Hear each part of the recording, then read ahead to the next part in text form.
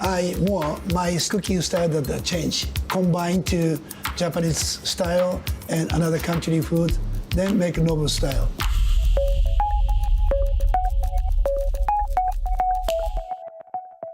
From the world of politics to the world of business, Joe Matthew and Kaylee Lines deliver news, insight, and analysis live 2 times a day, every trading day. Balance of Power at 1 and 5 Eastern, only on Bloomberg.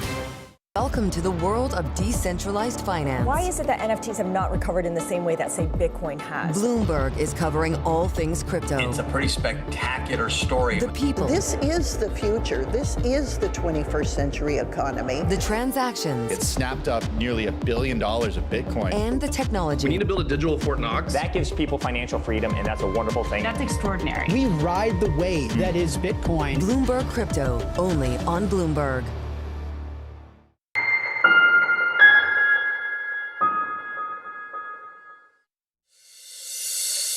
Coming up on Bloomberg This Weekend, new reporting on how President Trump wants to alter the Iran deal. I would rather get a deal because we can open the strait immediately upon signing. The one guarantee that I have to have is that there will be no nuclear weapons. What he's saying now about nuclear capabilities, the strait, and gas prices. Plus, a journalist who visited the Ebola epicenter joins us live. What he saw and heard in a hospital ward in a mining town in the Democratic Republic of Congo, where he writes, the virus has been spreading virtually unimpeded. And meeting the Gen Zers who would rather hit the gym than the club. And they're also looking for a community and places that they can't find at the bar. What's driving the trend among young people to spend more of their money on a different kind of fun?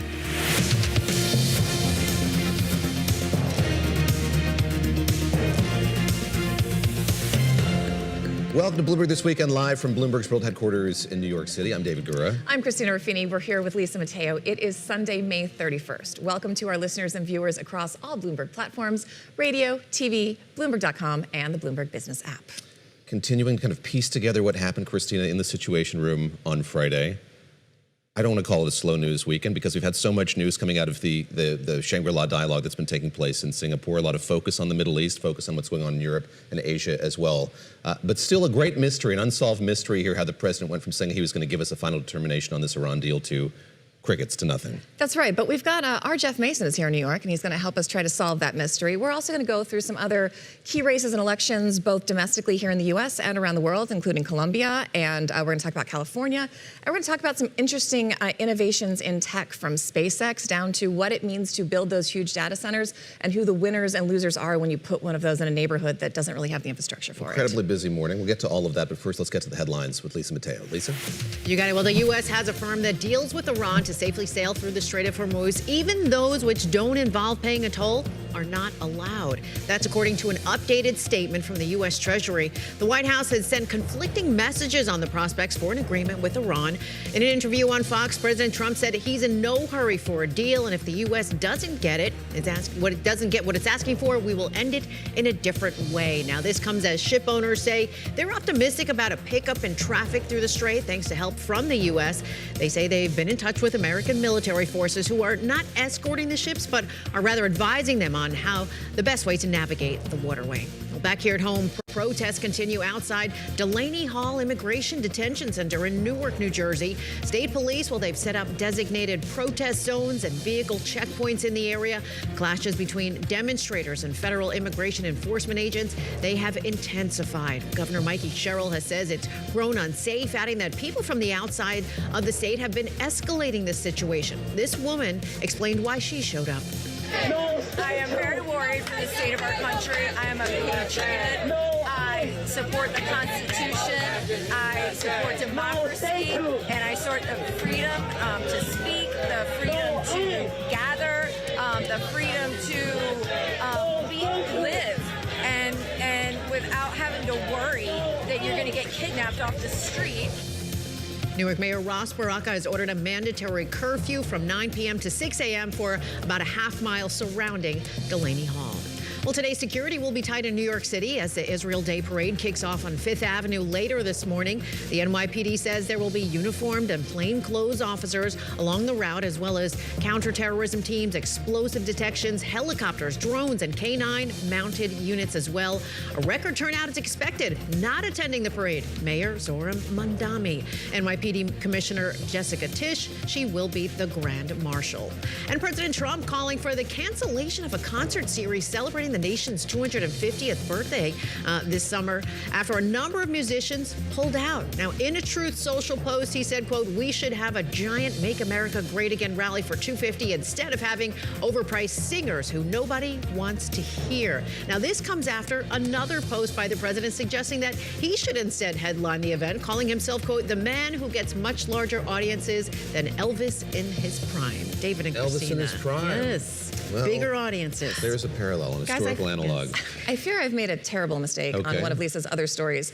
I somehow managed to move right on every parade route in New York. You do live on the parade route. We don't want to reveal too much. No, that's all I'm going to say, but it's been, yeah. It's going to be tough getting. And it's always because we go home from work right at the peak of these parades. Well, it's always a little hard to. We'll look for you. To access my building. If I knock on either of your doors, it's because I've been unable to get to mine. If you're knocking on my door, you've gone too far. Don't worry, I'm not going to Brooklyn or Jersey.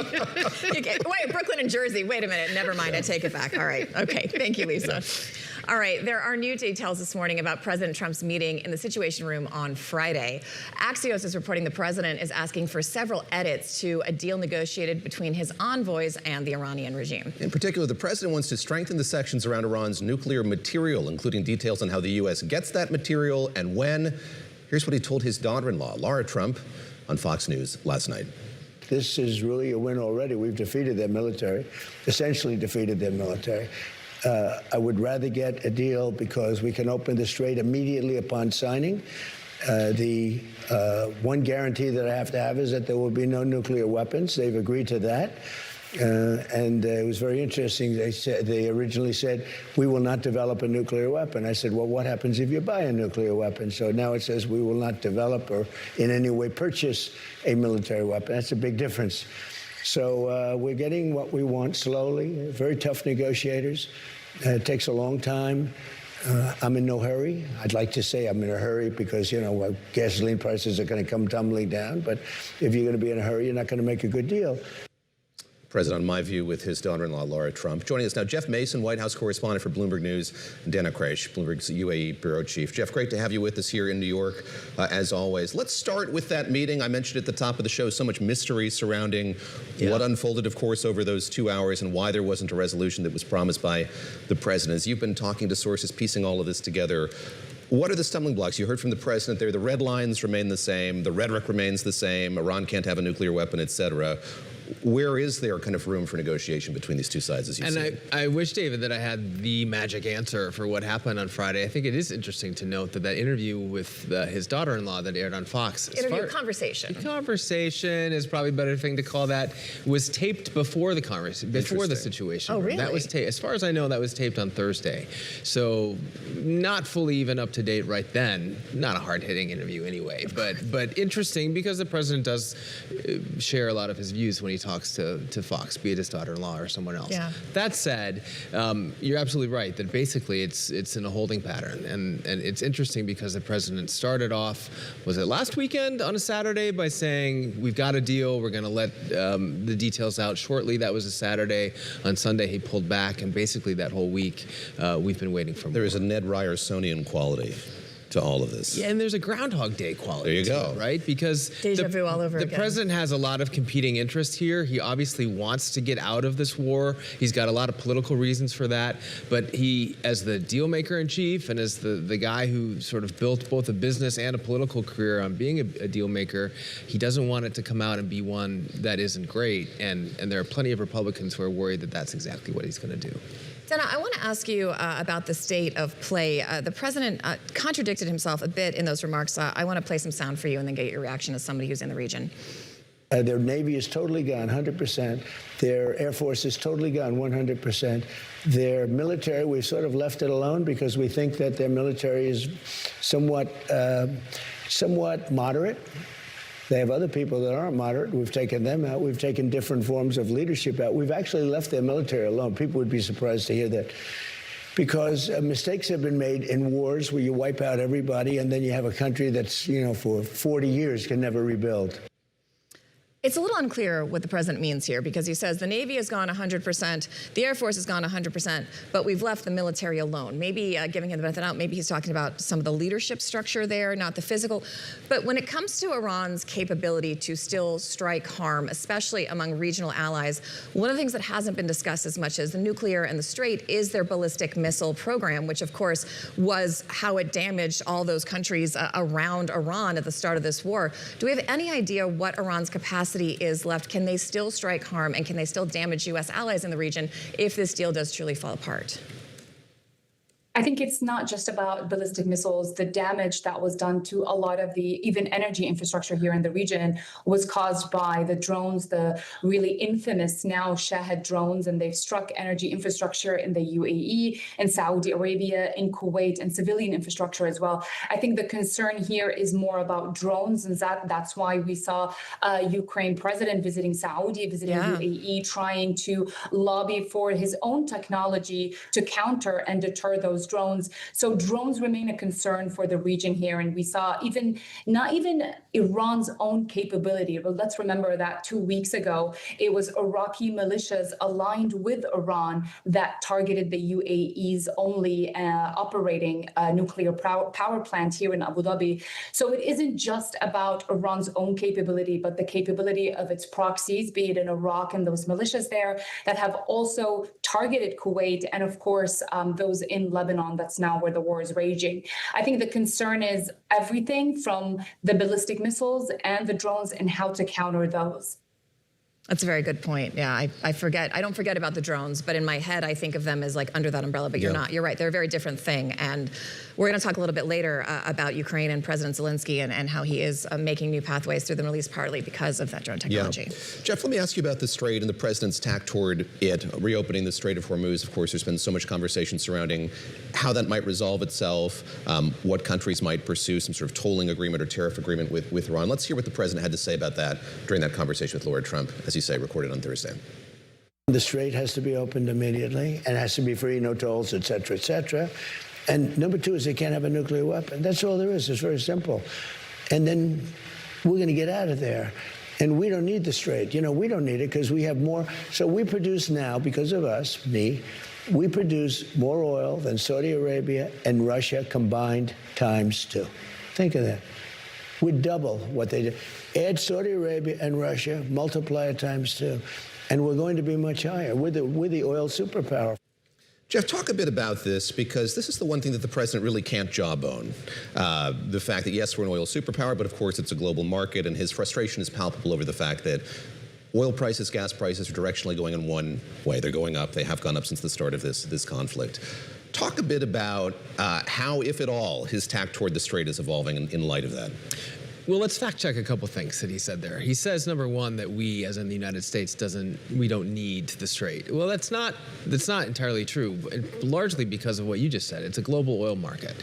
So even if the United States has a bunch of its own oil production, which he's very proud of, that doesn't help the gas prices writ large for this country because it's impacted by the rest of the world. Number two, the political reality is this was not an issue before the war. Iran has learned through this war that it has the leverage of the Strait of Hormuz. And so he wants to reset that, but clearly is having some trouble getting the Iranians to just go back on something that they have learned is something that they can use. So trying to get that sort of go back in time to some extent with a deal and achieve a nuclear deal is proven to be a really tough lift.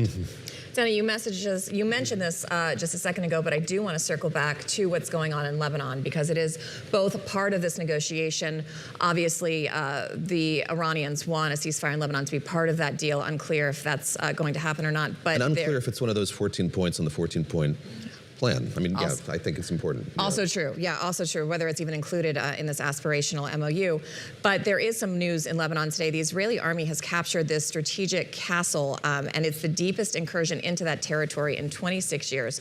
What is happening there, and does it show any signs of secession ceasefire is way too much to say, but what is going on and why this action and why today? So yes, the Israeli army has expanded the ground operation that it started back 2 months ago into Lebanon. And like you said, they have seized a strategic ridge, which is the Beaufort Ridge, and that oversees the Galilee, which is a lot of the northern community in Israel, which have come under fire from Hezbollah. Hezbollah has really upped its attacks on these Israeli communities in the north and Israeli troops inside Lebanon, inside the so-called yellow zone, which is technically an occupation zone where Israeli troops are along the border, along the Israeli-Lebanese border. And this is could be a problem for the U.S. and the Iranians. Iran has always said that part of any deal with the U.S., it should ensure a halt to all conflicts in the region, primarily the one in Lebanon, because it's a war basically on Hezbollah. Hezbollah is Iran's most powerful proxy and the proxy that's proven most useful to the Iranians. Hezbollah engaged into this war, entered the war on Iran when the U.S. and Israeli struck Tehran and killed, of course, the former supreme leader. And the first attack by Hezbollah was to avenge Khamenei, and that just proves how close they are to the Iranians, how linked religiously and militarily to the Iranians, and they didn't stop ever since.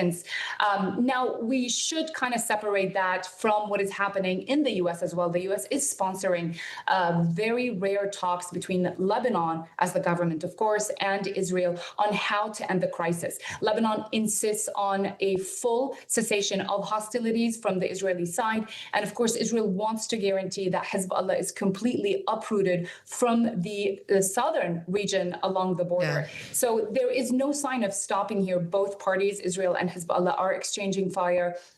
Israel is trying to push deeper into South Lebanon to strike a major blow for Hezbollah once again. It is weaker, might I say, like politically, militarily, but still it is there and it poses a risk to Israel. So this is all up in the air. It's a very fluid situation and could become an obstacle in the talks between the U.S. and Iran. Very important point. Jeff, I want to turn to you lastly here as we look for detail on, yes, the status of this memo of understanding, but other things as well. The president has been posting up a storm, I think it's fair to say, 50 tweets or posts over the course of the last 24 hours. And I'm reminded of what Daniel Kurtzleben of NPR reported a few weeks back. This is a president who still does this, but it has less resonance than it did maybe during his first term.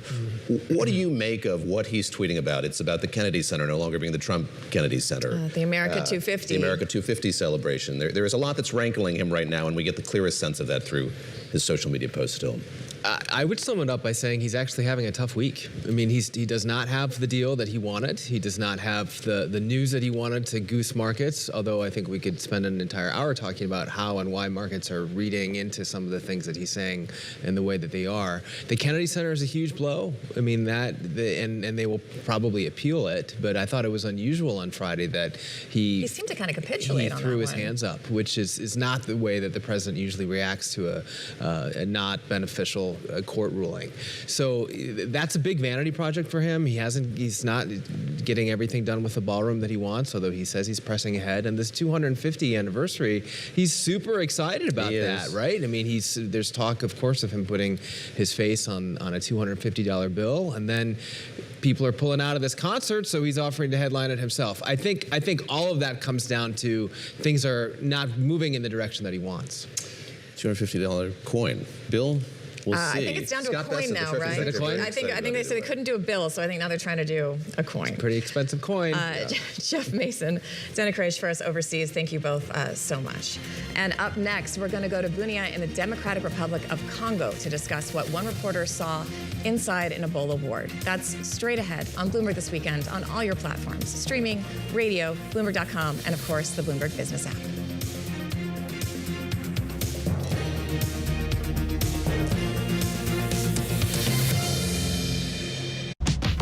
Hello there. Just wanted to say, Trimer is back. We've been scouring the frontiers of science and technology to help explain the difference between the next gold rush and whatever this thing is. And in season 2, we're upping the stakes. More danger. Now that is some high-grade uranium mineralization. We used to have a stable climate on this Earth. Right now, we do not. More science. We're pushing the envelope of technology in multiple directions: software, hardware, chemistry, physics. The cable is like very cold. And more CEOs that can nail the photo shoot. Hundreds and hundreds of billions of dollars are at stake. While the problems are economic, the solutions are too. And yes, we will be talking about AI. There is a lot of humanoid hype out there. But our future doesn't run on hype. It runs on innovation. Watch season 2 on all these lovely channels. From the world of politics to the world of business, Joe Matthew and Kaylee Lines deliver news, insight, and analysis live 2 times a day, every trading day. Balance of Power at 1 and 5 Eastern, only on Bloomberg.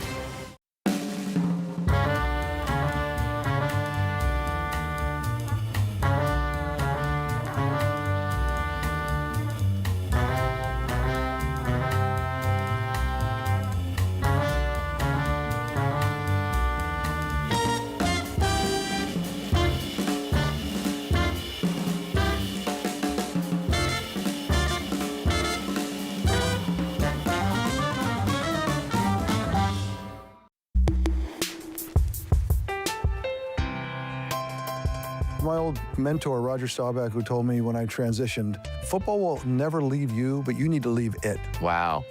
Everyone has a dream, and a lot of dreams are, my dream is to play football and play professional football, and you get the dream comes true, but it is going to end.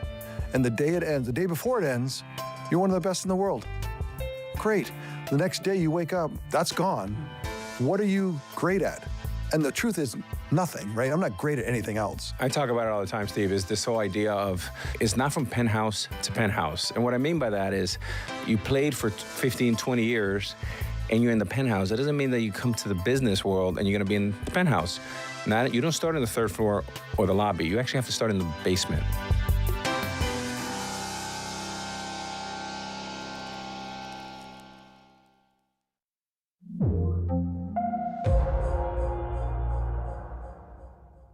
In case you missed it on Bloomberg Tech. This is not perishable demand. It's not something that if a window closes, there's not going to be a need for compute. So we are thinking about this in the long game. We are very confident that we are on track to that $15 billion number in a very, very short time, which is quite transformational for the company relative to the size of opportunity and the amount of revenue that we'll deliver. Don't miss Bloomberg Tech, live every weekday. Asia is at the forefront of some of the world's biggest stories. And we're here, where the action starts in Sydney. And in Tokyo, get ahead as the global trading day begins. The Asia Trade, weekdays only on Bloomberg.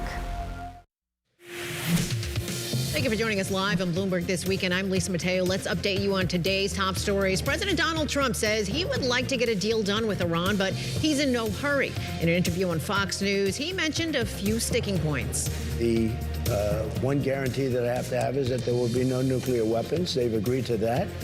And it was very interesting. They originally said, we will not develop a nuclear weapon. I said, well, what happens if you buy a nuclear weapon? So now it says we will not develop or in any way purchase a military weapon. Trump said that if the U.S. doesn't get what it wants, we will end it in a different way. Well, 5 villagers have been rescued from a flooded cave in Laos after being trapped underground for over a week. Today, heavy rains, they threaten to delay the search for 2 more people still missing. The 7 villagers entered the cave last week to look for minerals, but were trapped by flash flooding. To the Ebola outbreak now, where the head of the World Health Organization expressed some optimism while visiting Eastern Congo. Ebola caused by the Bundibugyo virus can be survived with good medical care, and some people here in Ituri have already recovered. Seeking care early makes a real difference. The health organization said Friday that the latest official figures, well, it shows more than 900 suspected cases and over 200 suspected deaths. David and Christina, over to you. Lisa, thank you very much. Appreciate that update. And again, we continue to track this over the course of the last couple of weekends and eager to get a perspective on the ground. Yeah, lots of different perspectives. I think because Ebola is it's just so scary and intense. And as Lisa said, the outbreak continues to worsen overseas. New York Times chief Africa correspondent Declan Walsh has been reporting what this outbreak looks like live on the ground in the Democratic Republic of Congo. Take a listen. When we walked into this Ebola ward, it was very striking that in this confined space, you had a grown man being treated, you had this young child who just arrived, and you had a person who had died of Ebola lying in that same space. The hospital doesn't even have the resources to feed patients. People's relatives have to come to the Ebola ward just to bring them bottles of water and food. Declan Walsh joins us now from Bunia, the capital of the Ituri province in the Democratic Republic of the Congo, which is the epicenter of this Ebola outbreak. It's great to speak with you. Declan, thank you very much for being here. We see you in that video. You're wearing a Tyvek suit. You have PPE. It's clear that those visiting patients in that medical facility do not have Tyvek suits or PPE. Can you just talk about the capacity of this hospital to deal with what is still a nascent outbreak in the DRC? That particular hospital was, I would say, completely overwhelmed when we arrived. It's the main public hospital in a gold mining town called Mongwalu, that's about 50 miles north of here. That's where this outbreak is believed to have started as long as 2 months ago. And when we arrived there, frankly, the public health facilities appeared to be in crisis.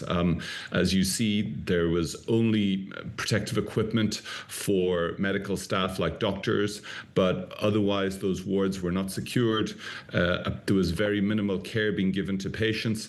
And then you had relatives and other folk just walking in and out, and they seem to be entirely unprotected. And of course, that was putting them at great risk and of course increasing the possibility that the hospital itself would be a source of transmission back out into the community. Yeah, it looks, I mean, it makes sense now that you're saying that's the general hospital, because it looks to me like TB wards I've been in places. It doesn't look like a purpose-built facility, which I guess is part of the problem. I do want to ask you briefly how you got there, and then David was pointing out to me earlier this morning that you said that you hadn't really planned on going in to this extent. Why did you change your mind once you were on the ground? We were there for several days. We'd spoken with the medical staff, got their permission. We got the permission from the patients to enter that ward, and you know, I just felt it was very important to witness firsthand and to show the reality of care in the Congo, particularly in this frontline area. Here in the main city, Bunia, the head of the WHO has been here the last couple of days. Dr. Tedros Ghebreyesus. There are, aid agencies are present here. There's certainly some supplies coming in. I was at the opening of a new isolation ward in the city this morning. But up there in those rural areas where the greatest number of cases are found, for a whole combination of factors, it's extremely difficult. Very little aid has reached there so far. And, they're in a crisis situation, which of course is bad, terrible news for the people who are already sick. But it also means that the spread of this virus is frankly unknown and probably still uncontained. Declan, something we've spoken about with Jeremy Conondike, public health official from the U.S., with Tom Frieden, former head of the CDC, as well, is just about the cultural difficulties here, conveying to the population the seriousness of this outbreak. And you point to something very worrisome in your piece. You say many refused to accept the virus was real. You continue, some said the outbreak was a money-making plot concocted by Congolese doctors and foreign aid workers. Others call it a curse. As we talk about the deficit in the public health response to this crisis, how acute is this problem in particular, just conveying to the population how dangerous this is and trying to explain in light of those sense of what's happening here that in fact is not the case? This is a very serious virus. It's an absolutely crucial point. When you speak to aid workers, the first thing they'll tell you is they need equipment. The second thing they'll say they need is education and engagement with these communities. Some of these communities are extremely hostile to the virus. It's not just, to the idea of the virus. It's not just that they don't believe it exists. They have carried out attacks against hospitals. The hospital that I visited had an isolation ward that was under construction, burned down. It came under attack the first night we were there from a group of over 100 people who wanted to retrieve the body of a local spiritual leader who had just died of Ebola. And what that all gets to is the whole practice of funerals. I think, as you noted, the body of a person is most contagious at the last stages of the disease and after they have died. So how the dead are buried is absolutely crucial. Otherwise, funerals can turn into super spreader events. So you see these really courageous local health workers and Red Cross officials who are doing their best to educate people to try and carry out safe burials of bodies. But because, frankly, the effort is so far behind the curve, as I said, this outbreak is thought to have started probably 6 weeks, maybe 2 months ago, but was only discovered and declared 2 weeks ago. So the entire effort is far behind the curve, which means there's very little reliable data about how much it has spread. And that's only feeding into this suspicion among local communities who, as far as they're concerned, see people going into hospitals just to die. Declan, I also want to ask you, I want to focus on something you talk about because you report that the hospital has no food or water to give to ailing patients. This is consistently an issue with healthcare in places like this. I know when you're giving HIV medication, when you're giving tuberculosis medication, when you're giving supportive care, that supportive care can't work if your patient is malnourished or you don't have clean water. And it's often the part of the response that it seems to get lost in the shuffle. Are there any efforts being made to address that piece of this? What is needed and where do you think it should be coming from? Look, certainly the World Food Programme have mobilized in this area. They're mounting feeding programs and so on. But, there are two issues with it. Firstly, as you say, in a hospital like this, they just don't generally, for normal treatment, provide food or water to patients. The families are generally responsible for bringing food to their patients, right? Yeah. They come in, they provide the food. Now, that is providing a biosecurity hazard in this environment because family members come in unprotected to provide food to people and run a high risk of being contaminated themselves. The other issue is in terms of people's ability to fight this virus. Because this virus it's a rare virus that as yet has no vaccine and no cure, the only way to treat it really is to bolster the defenses of a person who is sick in order that their own body can fight that virus. And obviously food, water, IV drips, all of these very basic, not even medical treatments, but certainly basic things to bolster their immune system are key. And that's why if the medical authorities are going to successfully start to push back this wave of infections, they're going to have to get those pieces in places as well. Yeah. Declan, let me ask you lastly just about what you heard from that Congolese doctor with whom you spent the most time. And I think in circumstances like this, past outbreaks, the frustration and exhaustion are palpable among the medical staff who are in facilities like this one. How would you assess his level of optimism that this is going to get under control? And indeed, what does he need, or what does he say that he needs going forward? I think firstly, he just wanted protective equipment for the staff. Secondly, he wanted to be able to secure that hospital so that they could work in a safe environment. When I met that man in the ward, the young doctor, he was just not just exhausted. He'd just come off a night shift where someone had died during the night. A lady fell into a coma and died. But he really felt like he was at the end of his tether. He said, we're almost 2 weeks into this crisis, and this is all we have. How is it possible that both my own government, but also this international system that has, deployed to so many of these Ebola emergencies, he was basically saying, why is that not here? And that kind of frustration is palpable among many of the healthcare professionals you meet in some of these frontline areas. Declan Walsh, New York Times Chief Africa Correspondent, joining us from the DRC. Thank you so much for taking the time. Thank you to you and your crew, and frankly, whatever editor signed off and allows you to do this on-the-ground reporting, which we know is getting harder and harder to do. So thank you, truly. Thank you to all of you this morning. This weekend, Ukrainian drones struck a port and oil depot in southern Russia. This came just days after a Russian drone hit a Romanian apartment building. We spoke to Bloomberg's chief European correspondent to talk about that strike, as well as where things stand with this war. This happened in the dead of night on Thursday evening, and as you say, it's one drone, we understand, that crossed into Romanian airspace. This is really at the part of the sort of map where the south of Moldova, Ukraine, and Romania all meet, and it sort of crossed about 10 miles in, hit an apartment building, started a fire, injured 2 people. It's sort of different from many of the other incursions or other scares that we've had with airspace, because there have actually been casualties, 2 people who have been injured from this. We've heard from EU officials, we've seen who've called this sort of an escalation. We've heard from the Romanians who say, you know, it's totally unacceptable. And of course, there's going to be a big consultation process in terms of what to do next. And as you mentioned, I mean, I remember in the first year of the war, the first time we really had a story like this, it was a few missiles that had crossed into Polish territory, had actually blown up in Poland. And there was a real question of, does this trigger Article 5? Does this get into some very, very uncomfortable positions about a much larger scale war? It turned out to be Ukrainian air defense that were trying to shoot out Russian munitions. But these are the kinds of conversations that are constantly ongoing.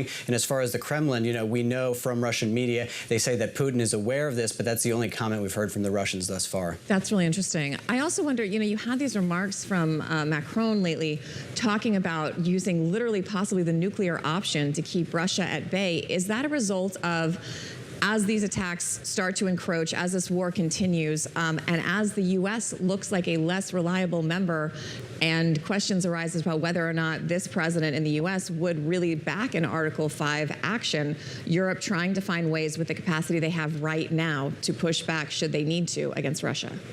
Yeah, so it's very much about Donald Trump, his commitment to NATO, and really sort of getting through some sort of Plan B options, because the Europeans, broadly speaking, have all lived under the American nuclear umbrella for the last several decades. And the only sort of nation within Europe that really has a full sovereign control over their nuclear arsenal is France. Of course, the UK has weapons. They're dependent on the United States in order to be able to deploy them. The French nuclear umbrella is really the only fully robust sovereign European umbrella. So there have been some very, again, uncomfortable discussions. And this was after Macron gave this big speech in a big sort of hall with this nuclear submarine in the north of France. And there are now very active discussions between France and other neighboring countries in the EU about deploying potentially French nuclear weapons on a rotational basis with a number of different countries. So, of course, this is all about, you know, safeguarding European defense and trying to get that deterrence off. No one wants to talk about it as a sort of Plan B. They talk about it sort of in addition to the nuclear umbrella of the United States, because you don't want to scare off the United States. But this is the very present concern within the leaders of Europe.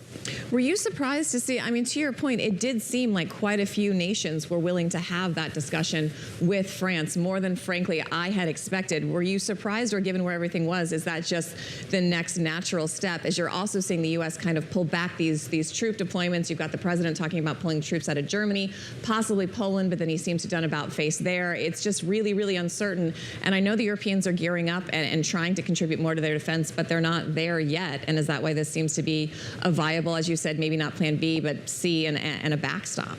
I think that if you had asked them about a year ago, you know, in the early stages of the Trump presidency, they probably wouldn't have been able to sign up to it, wouldn't have done so publicly, wouldn't have talked as openly about it. But I think that after having been tested for a year and a half in terms of what this Trump foreign policy looks like, what it looks like when it comes to NATO, all the great discomfort we've had over the last year and a half over the question of Greenland, there has been basically no alternative. There needs to be a more open and frank discussion. And many of the people that you interview, many of the defense ministers I've spoken to, foreign ministers that I speak to, a lot of people don't want to say these parts out loud because, again, you don't want to upset the Trump administration. That's kind of the catch-22 they're in, but there's a certain point you just can't ignore it. And when it comes to defense and security, what is more important to that? And I think that that's the point that they got to, these European leaders, and having to face that reality finally.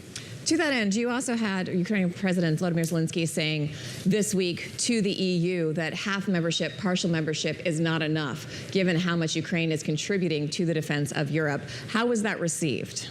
Yeah, so this is a really complex debate in terms of how Ukraine gets into the European Union. And there are so many layers of politics on this, because obviously there are other countries that are also in line ahead of Ukraine. Some member states of the European Union want them to be able to sort of leapfrog them and sort of get in there because there's much more urgency. Of course, there's some pushback then from others. Of course, bringing in a nation to the European Union that is currently actively at war comes with all of its other issues. So there were these sort of ideas of potentially associate membership, which would give you some of the privileges of being part of the EU. You would attend all of the sort of meetings. You could have access to some of the funding. Potentially they can do something with the sort of single market to try to boost the Ukrainian economy. And there would obviously be some advantages to that. But what we've heard from President Zelensky is saying, listen, we don't want to do any half measures here. And you can get into some of the reasons of why that is. I think that one of the main ones, and this is sort of speculation on my part, but I think it's sort of sound in terms of the reasoning, is that he doesn't want to be stuck in this limbo where you get this sort of Ukraine's partial membership. It stays like that for years and years and years. He said, listen, we've put all of this out here. The Europeans refer to us as the sort of steel porcupine that sits between Russia and the European Union. For him, he's thinking not just about the next couple of years and being able to conduct this war and the economic benefit of partial membership. He's thinking about the decades to come in which orbit the Ukrainians will set into the future. And I think he's willing to bet all of that in getting full EU membership. Yeah, I'd imagine especially as NATO membership looks more complicated because of those Article 5 complications, because it's hard enough to join the EU with a nation at war. But with Ukraine actively at war, even supporters of Ukraine are reticent to give them full membership in NATO at this moment. I do want to ask you about how the war is going. This is the first week I've seen multiple analysts, watchers of this conflict, start to say that it's possible Ukraine actually has the upper hands. I don't know if that's accurate, but I do want to play you some sound from our colleague David Gura's interview with David Petraeus. We have not remotely learned all the lessons we should have from the war in Ukraine. That is the future of war right now. It's a war in which one side alone, Ukraine, is using 10,000 drones a day. 90% of the casualties on the Russian side are caused by drones. Tanks can't maneuver anymore. They can't survive. Armored vehicles, you can't even drive vehicles in the death zone, which is 35 kilometers on either side of the front lines, which aren't even lines anymore because drones can fly into trenches and kill people. So I want to ask you, when it comes to Ukraine's drone technology and what they have been able to do in this conflict, is it a game changer? And is it a game changer when it comes to what the potential settlement will be at some point between these two nations? I mean, it's completely a game changer. I mean, it is the new face of warfare. And I think for all of the objections that the United States has in terms of supporting Ukraine and this, that, and the other, the United States obviously has been active in this conflict in some sort of more tacit ways. It certainly is gaining a huge amount of knowledge and data about what's going on the ground. And of course, the future of warfare really is all about these drones and interconnected systems. So for the United States, it's also been sort of immensely valuable to learn all of those things. I think that in terms of the war and where we are right now, again, we sort of go from month to month, where the Russians have initiative, the Ukrainians have some initiative. It does seem now that the Ukrainians have sort of regained some of the initiative on the battlefield. The question is, what bearing will that have on sort of diplomacy? You've also seen the Ukrainians having a much more aggressive attack when it comes to striking within Russia, hitting oil refineries. You'll remember some of those attacks that came near and into Moscow. And again, this is a difficult thing for the Russians because it's very, very public when you can get that close to the capital of Moscow. And kind of this sort of tacit agreement between Putin and the elites is that, you're not really going to be affected by this war. And when Zelensky sort of brings the war to the capital and to their front door, that makes things a lot more uncomfortable for Putin. And as a consequence, you see retaliation. You see a great deal of barrage by the Russians. And you have Zelensky saying that they're bracing for a massive attack from the Russians. But also at the same time, in the background, you're getting all of these conversations, strange conversations about possible diplomacy. Even Putin himself at some point was saying that, maybe there could be a European envoy. It might be the former Chancellor Gerhard Schroeder, who's really very Russian aligned, so it was sort of dismissed by the Europeans out of hand. But it's not a completely unserious suggestion. So you have some of these sort of conflicting things where on the one side, you do feel like the military side is ramping up, and yet in the background, you do have some of these conversations that could be interpreted as making sort of some kind of progress on the diplomatic front. Before I let you go, quickly, what is the mood inside Russia? I am also reading and hearing more that, to your point, the elites, the people around Putin are starting to finally feel the repercussions of this war. At some point, does he feel this pressure? What is it like inside the Kremlin right now? I mean, here's the difficulty is that in this sort of realm, we go into, a great deal of speculation. Yeah. So, I can't say with any great authority that I really know. There has been some reporting about some of the difficulties that there have been within Russia, particularly, and this is one thing that a lot of the people I speak to point to, was the sort of shutting off of the internet that has happened periodically throughout Moscow. And then one of the people I was speaking to actually today, who is a former journalist who spent a long time in Russia, a long time in Moscow, was saying that the Russians really enjoy their personal freedom, and they've given up a lot of political freedom in order to enjoy that. And if you see that personal freedom starting to get restricted, then you maybe potentially see a little bit more pressure mounting within Russia. And even small business, I was reading, you can't use WhatsApp, you can't sell your goods, you can't just function in the city. I think it's going to be really interesting to watch, and hopefully you'll come back and tell us more about it. Oliver Crook, thank you so much for taking the time. With pleasure. Well, Elon Musk's SpaceX is on track for an historic initial public offering in the coming weeks, but investors may already be cooling on that $2 trillion valuation. That's according to Bloomberg's latest reporting ahead of that highly anticipated IPO. Benedict Campbell is Bloomberg's managing editor for space and aviation, and he joins us now. Hey, thank you. Nice to see you again, although you didn't get to come in this time. We appreciate you zooming in. Look, Bloomberg, as David mentioned, had this exclusive reporting that the SpaceX is now targeting a slightly lower $1.8 trillion, and I can't believe that's lower than anything, valuation. And we need to say Elon Musk denied the drop in valuation on X, of course, calling it false. But why the change here? Well, we are sort of in the phase where they're trying to figure out where this will go. And to be honest, 1.8 trillion versus 2 trillion, or north of 2 trillion, Right. That's almost a rounding error, you could say. So these numbers are pretty, bonkers if you look at them. They came out with the listing a week ago, and that's really where they pulled the curtain back on sort of a lot of the numbers, and they are really out there. So I think what we are seeing now is the managing banks going to investors, getting a feel from the market, what is the demand out there, and what they'll be seeing as that they're lowballing it, that you're coming in, you're managing expectations, and maybe you're coming in with a slightly lower expectation, and then you blow that out of the water. So that might well be what's going on right now. You don't want to overpromise and then underdeliver. Probably you want to go the other way. So that might well be where we are right now. Who knows where it'll settle? We'll find out in the next couple of days. So the sequence of events in the next couple of days is that we will get sort of the range. That's likely on the 4th of June, and then the actual price is fixed on the 10th, and then the actual trading starts on the 11th. So you're going to see a lot of jockeying in the next couple of days on this, where it'll actually fall. But as you said, Musk himself came out with that single word denial, if you want to call it that, call it false. But there's still lots of time left. It might not seem that much, but a lot can happen in the next week. Danny, let me ask you about the $75 billion figure. That is how much this company intends to raise. And we've talked a lot in recent days just about how this company's become something of a conglomerate. Yes, it shoots rockets into the air and has aspirations of going to the moon and Mars beyond that. But it's also involved in satellites and AI and all manner of things that Elon Musk is interested in. Starlink, yeah. What do we know of what becomes of that $75 billion, and why the company is doing this and needs to do it right now? Well, the company has one business that is extremely cash thirsty, and that is their AI operations, XAI. But also rockets are obviously something that is expensive. So the company needs the cash. It feels like now is a good moment. They've stabilized the operation in terms of the space operation. Starlink is doing extremely well. They keep signing up customers, particularly in the aviation space.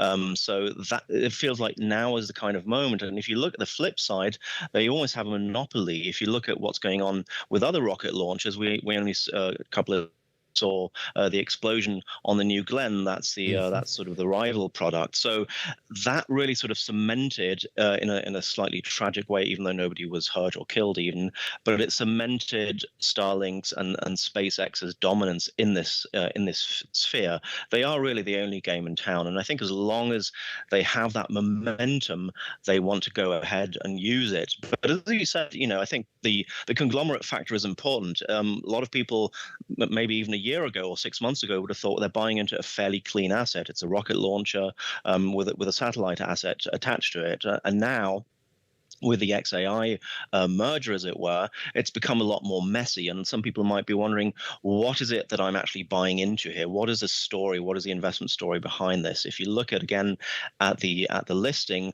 and some of the details there, the capex is, again, a huge number, north of 20 billion, and more than half of that is going to flow into the artificial intelligence operation. So, it's interesting that what was once a fairly clean and a fairly stable business has now become a lot messier. And that might also be part of the reason why people might be cooling on it a little bit, and you see this slightly lower price. I also want to ask you, it's not just about space, of course, it's about defense too. And Bloomberg has some reporting that hit on Friday late in the day that SpaceX has won a $4.16 billion award to develop a Golden Dome. This is something the president has been hot on for a while to help protect the U.S. from attacks through a layered defense system. This is going to be, we think, working with NORAD, the system that already exists, to kind of have early detection from space. Talk about these ties, not just with NASA, but with the Pentagon as well, and how they impact these companies. Well, the Pentagon is obviously a huge operation in terms of, dealing out contracts to companies. Palantir, for instance, but also Boeing, and SpaceX obviously wants to be part of this. And Golden Dome, as you mentioned, is sort of, it's the golden version of the Iron Dome, which exists in Israel. But unlike that one, this is sort of a glint in President Trump's eye at this point. So it's something that they want to get out there and want to establish, but it's hugely complicated. Our team has done some pretty good reporting on this, just the complexity of, it's one thing securing a country like Israel. It's another thing securing a huge land mass that is the U.S. So whoever can contribute to that will seek to have a part of that pie, and SpaceX obviously wants to be part of that. So you're going to see, again, in the next couple of years, everybody trying to pile into that. We know that the Pentagon budget is hugely inflated and will probably keep going up. So there is money to be made here. And, we know that the relationship between President Trump and Elon Musk has been, shall we say, complicated in the last year, but they've come around. It's been an adventure. This is, again, a sign that it's been an adventure, and they've gone from like deep bro to, hating each other. And now they sort of swung back a bit. So the pendulum keeps swinging back and forth. Right now, they seem to be in good enough shape for an award of a contract here. So they definitely want to be part of this because it is a huge undertaking. Benny, great to speak with you as always. That's Benedict Campbell, who heads up our aviation and space coverage, joining us from Germany on this Sunday morning. And Christina had such a good point here about the role that the Pentagon plays here. And we're seeing a defense secretary who's very keen to re-engineer the way that contracts are meted out. We're seeing that in the AI space in this area as well. I think a fascinating time to kind of look deeply at defense contracting. And this missile defense is particularly interesting. So my dad worked at NORAD, Northcom, growing up when we were in Colorado, and their whole job was to do this exact thing. But U.S. does have a missile defense system, but it is outdated. It could use a revamp. But, you now have to integrate this private sector into the public sector and make sure it's working. So that'll be the back end of this, and we'll have to see how well it goes. Did your dad work on the Santa tracker? He did. Amazing. He did. NORAD Santa tracker. We will have to. Yeah, it was really cool. I digress. Really cool. All right, Colombia voting today in a presidential election that could redefine that country's relationship with the U.S. We're going to go live to Bogota after this. This is Bloomberg. In case you missed it, on the pulse. You think about demand's going to grow 5 million barrels per day more between now and at least the next 6 to 7 weeks. There's a difference I want to say is everybody focused, well, the markets have no impact because prices it's a smaller share of the economy. I think you probably have many people tell you that story. Prices are not the point here. Prices are like a fever and illness. They're not the illness. The illness is the lack of supply. And right now that gap is being filled by inventory. And then once you have that inventory exhausted, we wrote a piece, back in March, you can't print molecules. Yeah. Boom, that demand has to come down in line with supply. That's going to hurt. What do you think is the aggregate estimate for the Hormuz supply loss? Is it too difficult to say right now? Do we lost bare minimum? I'm just going to go. It's a billion barrel plus. Don't miss the Pulse live every weekday.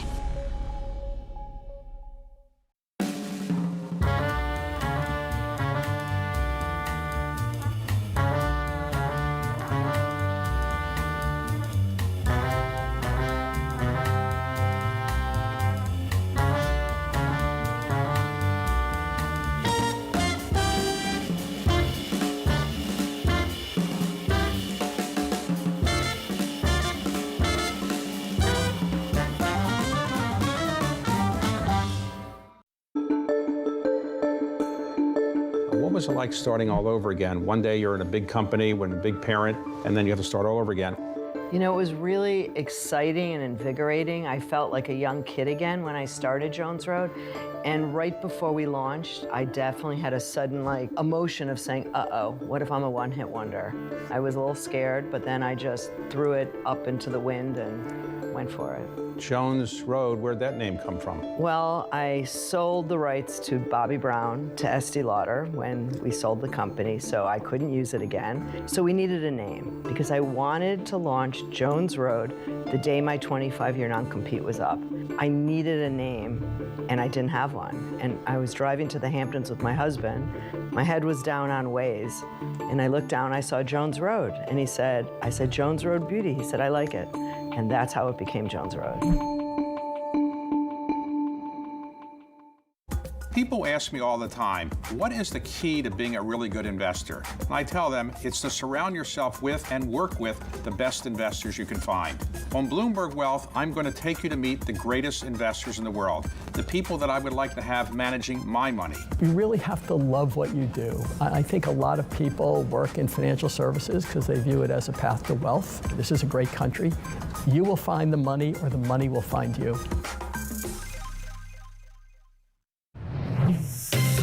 Welcome back to Bloomberg This Weekend. Colombia is experiencing a spike in violence ahead of today's presidential election. Reports of voters being threatened or pushed to support specific candidates in rural parts of the country ahead of the vote to replace the current left-leaning president, Gustavo Petro.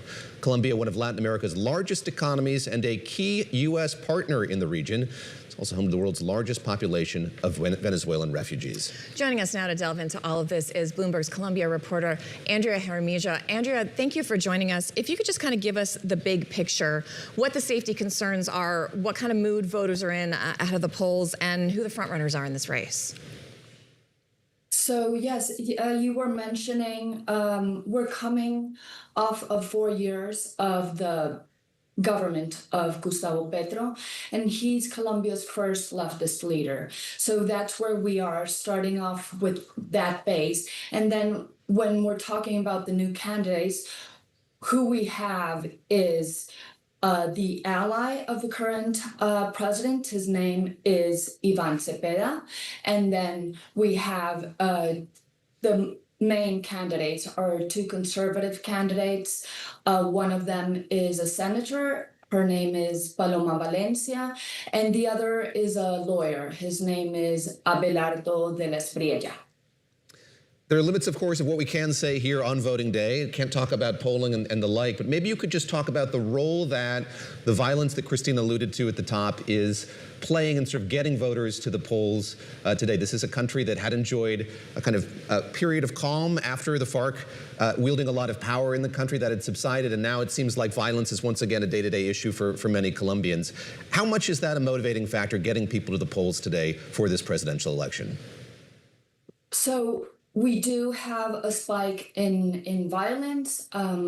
We had Colombia came from reaching a peace agreement with the FARC, and in 2016, and now 10 years later, part of the security and what has been seen as a spike in violence is that drug trafficking groups have been increasing their power in the country. And part of that is seen because of the current president, Gustavo Petro, his policy on wanting to sign peace agreements with several groups at the same time. So there has been ceasefire agreements between Petro, where the government has told the army, stop attacking. And so that has helped illegal groups, drug trafficking groups, take part in greater part of the country.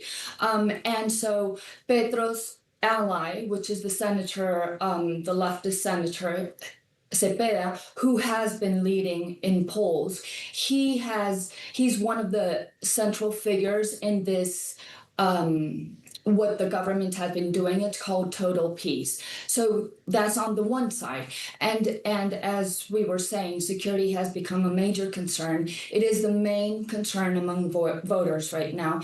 And that's that leads us to the two conservative candidates. Paloma Valencia, she is conservative. She comes from the traditional right with conservative parties. And then we have Abelardo de la Espriella. I know his name is a mouthful, maybe I'll call him Abelardo. Listen, you said it fabulously. As long as I don't have to read it, I have full faith. I guess Abelardo, he refers to himself as the tiger. So a lot of people here do call him the tiger. And he is seen as hardliner on security, and that really has been his message. So as we've seen, as we get closer, and today obviously is the vote, surveys, the polls have shown that Paloma Valencia, who would become Colombia's first woman president, she has been pushed, squeezed aside by this outsider who is Abelardo, again, de la Espriella, but let's call him Abelardo. And Abelardo, or the tiger, he's a lawyer. He's defended notorious crime bosses in Colombia. But again, his straightforward message of being a security hardliner is really what seems to be pushing him to this vote. So where we are right now is today we have the first round votes.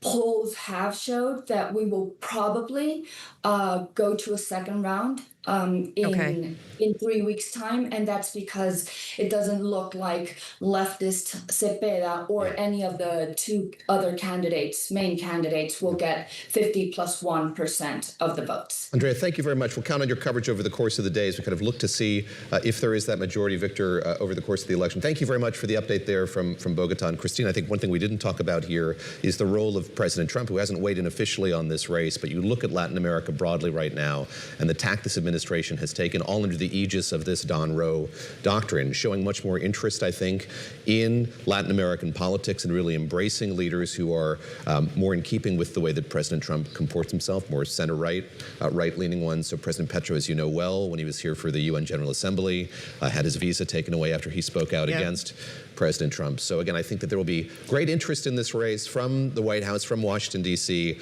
and we'll see, as Andrea was talking about, the role of these right-wing politicians. That perception of coziness or complementarity with President Trump will be a big factor here. And it depends on the moment as to whether that's a benefit or a detractor when folks go to the polls. Yes, all right. Absolutely. We are, of course, coming up on our 8 a.m. hour here in New York. The next hour of Bloomberg This Weekend starts right now.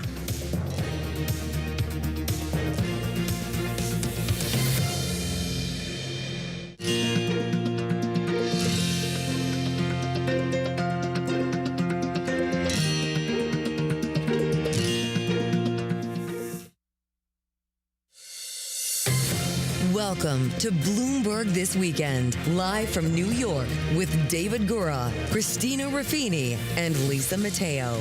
The latest headlines, key analysis, big interviews, and the stories that hit home on your days off.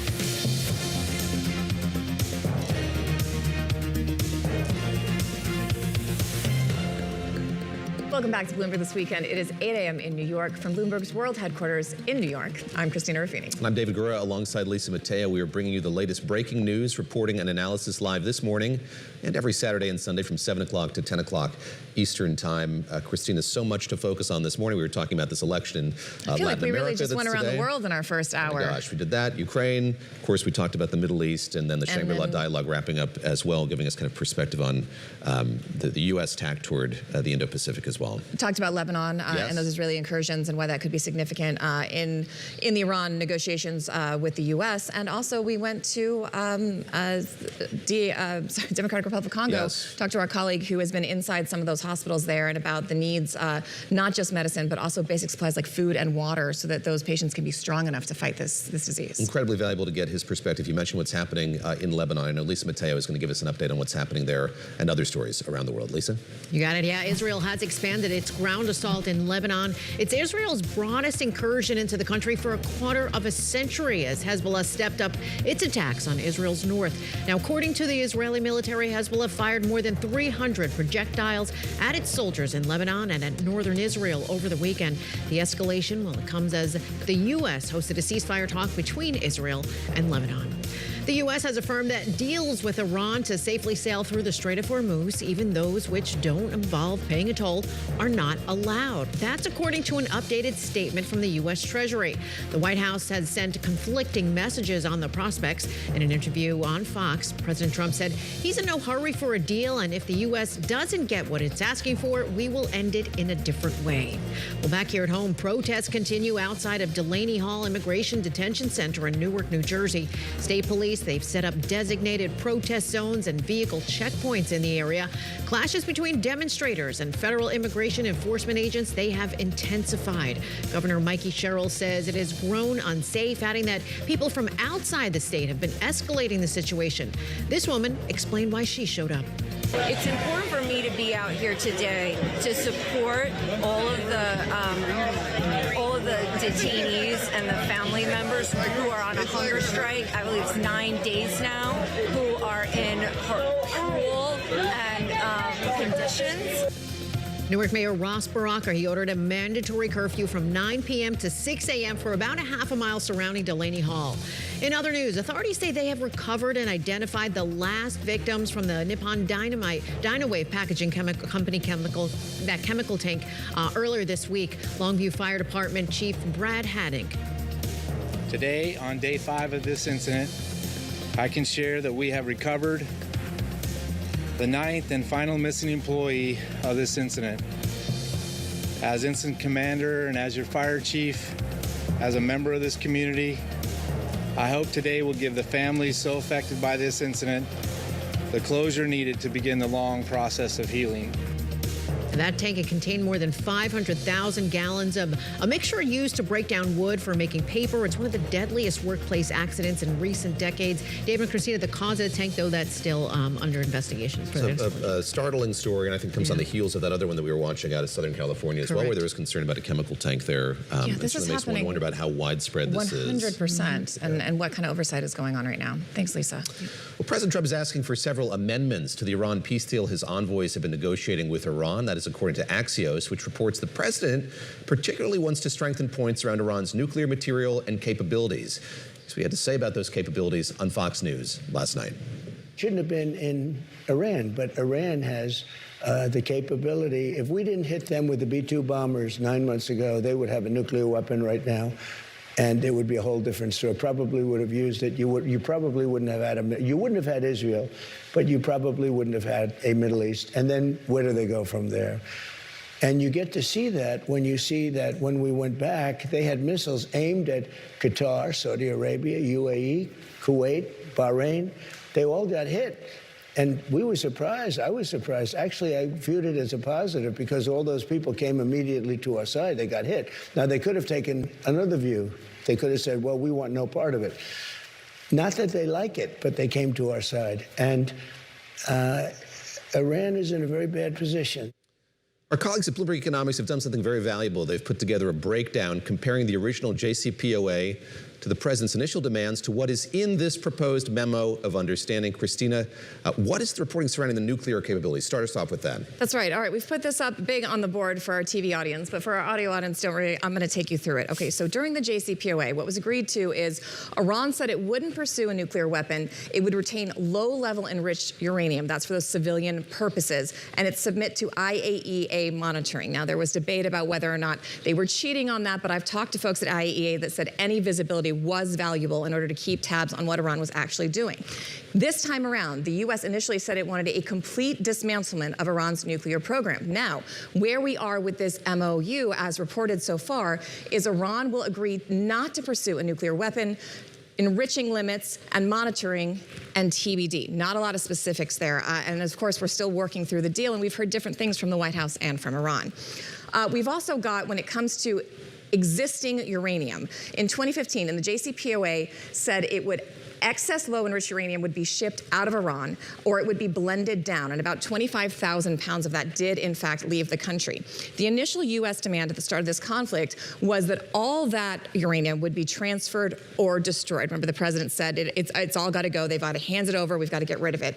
The current MOU, as reported, is Iran will agree to negotiate over what to do with that uranium. That's it. That's where we're at. All right, so we've got the nuclear issue there. How about the issue of sanctions? There's been a lot of talk here about what's going to happen with that going forward, again, if the president gets his way here and the deal's kind of shaped in the image that he wants. Yeah, so this has been really interesting, too, because in the JCPOA, remember the snapback sanctions? Remember we were talking about snapback sanctions? I feel like if I heard that phrase one more time.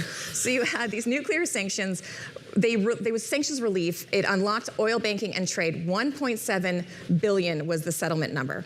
The initial U.S. demands here were that Iran would get sanctions relief only after concessions and no repeat of this cash to Iran that the president talked about on the trail especially. Now, the MOU, as we understand it, is the U.S. commits to discuss sanctions relief and discuss the release of frozen assets, but nothing concrete so far. Appreciate you walking us through that. Chris Kennedy put that breakdown together. He's Bloomberg Economics' lead on economic statecraft. He's also served in the National Security Council under both Presidents Biden and President Trump as its international economics director. Chris, what are the most glaring differences between the JCPOA and the proposed memo of understanding? I think we talk a lot here about, where we're going back to is sort of where we were. How much is that true as you've kind of gone and compared these two documents? Yes, the one that was ratified and the one that the president wants to have put in place. Yeah, well, thanks so much for having me, David, and good morning. I think it seems to me that the maximum that the U.S. can expect at this point is to get back to something resembling the JCPOA. But even that's going to take significant time. And the biggest impediment is that now Tehran has leverage that it never had back in 2015. It's showed that it can control traffic through the Strait of Hormuz, choke off energy supplies to the world. And that's giving it significant leverage that it never had previously. Jeff Mason is back with us at the table. Jeff, I want to ask you, when you look at what has been established in the past with JCPOA, obviously both covered the first administration. I covered Secretary Pompeo, who railed against this deal, said the U.S. had to pull out of it. Worst deal ever, was something we heard over and over again. The very extreme demands at the start of this conflict and where we are, even if what ends up getting settled is somewhere in between where the president started and the JCPOA, is that something that is going to cost him politically? It seems weird to talk about politics at a time of war, but of course it always matters, and he's got to sell this before November. Will voters care, or are they just going to go with him because they just need plausible deniability? If the president says it's a good deal, you think his voters will sign on to that? Sure. Well, first of all, I don't think it's weird to talk about it at all, but I'm a political reporter. I know. I always feel strange about it. But I think it's actually really relevant because the president went into this war with a sales pitch of sorts, and that sales pitch has changed repeatedly over the last several months. And one of the political conflicts he's facing right now is there are people on the right, hawks like John Bolton, who want him to go in and finish the job and not step away. It's like coming up later in the show, John Bolton. Ding, ding, ding. I like that. Yeah. Did that on purpose? But they see this as a kind of a once-in-a-generation opportunity to really do something major. And if the president pulls away without doing that, they're going to be disappointed. On the other hand, you've got a bunch of Republicans who are really concerned about holding on to their seats in Congress. So you've got the fuel price problem that we've been talking about for weeks now. That is also a political issue for him. So largely, I guess I would just wrap that up by saying the politics are playing a huge role in this, not only for him, but for both sides of his party. Chris Kennedy, let me go back to you here on this issue of economic statecraft, because I think we've talked a lot about the prospects of a 60-day extension and what that would mean. We've also talked about how Iran closing off the strait in which it has kind of proves that they have a weapon at their disposal that perhaps they could use again, despite the president's adamance that not happen. And I'm curious how you think about that. Were there to be an agreement where the ceasefire is extended by 60 days, how much optimism do you have? What's the likelihood here that Iran wouldn't deploy or want to lean on that weapon once again, knowing the effect that it's had, not just on the U.S., but on the global economy as a whole? Well, I think the fact that the missile program, Iran's missile program and the drone program is out of scope of this agreement, it means that obviously Iran will retain that ability to close the strait. Now, will they do it? I mean, I think to the extent that I believe that it's going to be really challenging to get a deal in 2 months, and President Trump may get frustrated with the progress, and the deal might break down. There are a lot of points of failure here. There are a lot of things that can go wrong. The president has a tendency to want to claim victory at every moment during this conflict, but also in all prior geopolitical conflicts over things like trade. And Iran does not seem to be as willing to let that slide. They seem to be very untrusting of the negotiation channels that have been set up between Washington and Tehran. So they're taking seriously what Trump says publicly. So it seems to me that given all of the things that purportedly are going to have to be dealt with over the 60 days, especially the really politically sensitive items like the release of funds, which the president has hammered both Obama and Biden for because there were separate settlements during both administrations. It seems like there is a high likelihood that this will be a recurring issue. And even if we get some of these oil-laden vessels out of the Persian Gulf in the first few weeks of a ceasefire, there's a real risk that those empty vessels will not want to return to the Persian Gulf out of fear of being trapped once again. 100%. That's a completely different risk profile, whether you're willing to take the run and try to get your cargo and your people out, and whether you're willing to expose them once again to what is an unstable and maybe not so durable agreement, especially in the next 30, 60 days. Speaking of other outliers and things that could make this even more difficult than it already is, Jeff, I want to ask you about Israel and Lebanon. Our colleague overseas rightly pointed out that this incursion into Lebanon today by the Israeli forces is huge and the biggest in several decades.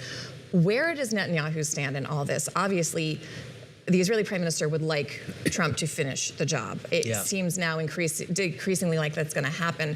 Where does this leave him, and where does this leave that relationship? I think it's a fascinating dynamic. I mean, the two countries went into this war together, but Israel has been the junior partner, and that is just a reality. And the prime minister has also made clear that Israel has probably their best bet as a U.S. president in Donald Trump than they've perhaps ever had. So the relationship is strong, but Netanyahu also has his own agenda and his own things that he cares about, and that's manifesting in this incursion, and it's been manifesting in sort of war planning writ large.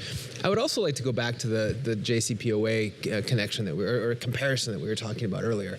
The president, we love the JCPOA here on this weekend show. So. Don't you just love acronyms? Everyone loves acronyms. So if you cover foreign policy. It is very DC. The president hated that agreement. We all know that. The president hates the idea of giving money to Iran. He was super critical of Obama for that. Pallets of cash. What they have, exactly. But what he has not answered when he says repeatedly that Iran has already now agreed to not having a nuclear weapon is how they're going to enforce that and how they're going to monitor that.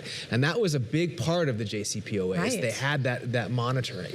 So if there's not, and there may be a piece that they just haven't told us about, but if there's not that piece already, they have the risk politically again of having a deal that is either similar to the JCPOA or not as good, and having to explain why and what led to this. And that monitoring, there was a lot of criticism and correct criticism that Iran was cheating, Iran was hiding facilities. But I remember speaking to Laura Holgate, who is the U.S. ambassador to the IAEA, and she was saying, yes, we know that not all these countries are playing fair, but you can see what they're doing by what's not in a facility, by what's on people's shoes, what kind of equipment is working, where power cords are going. She's like, not having any of that access really puts them on the back foot when it comes to whether Iran is trying to pursue a weapon. And they had access. They had an ability to get in.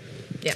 Chris Kennedy, let me stick with Israel here. As Jeff points out, playing the role here of a junior partner, there was that call between Gulf nations and the president, and then he called Benjamin Netanyahu on the heels of that.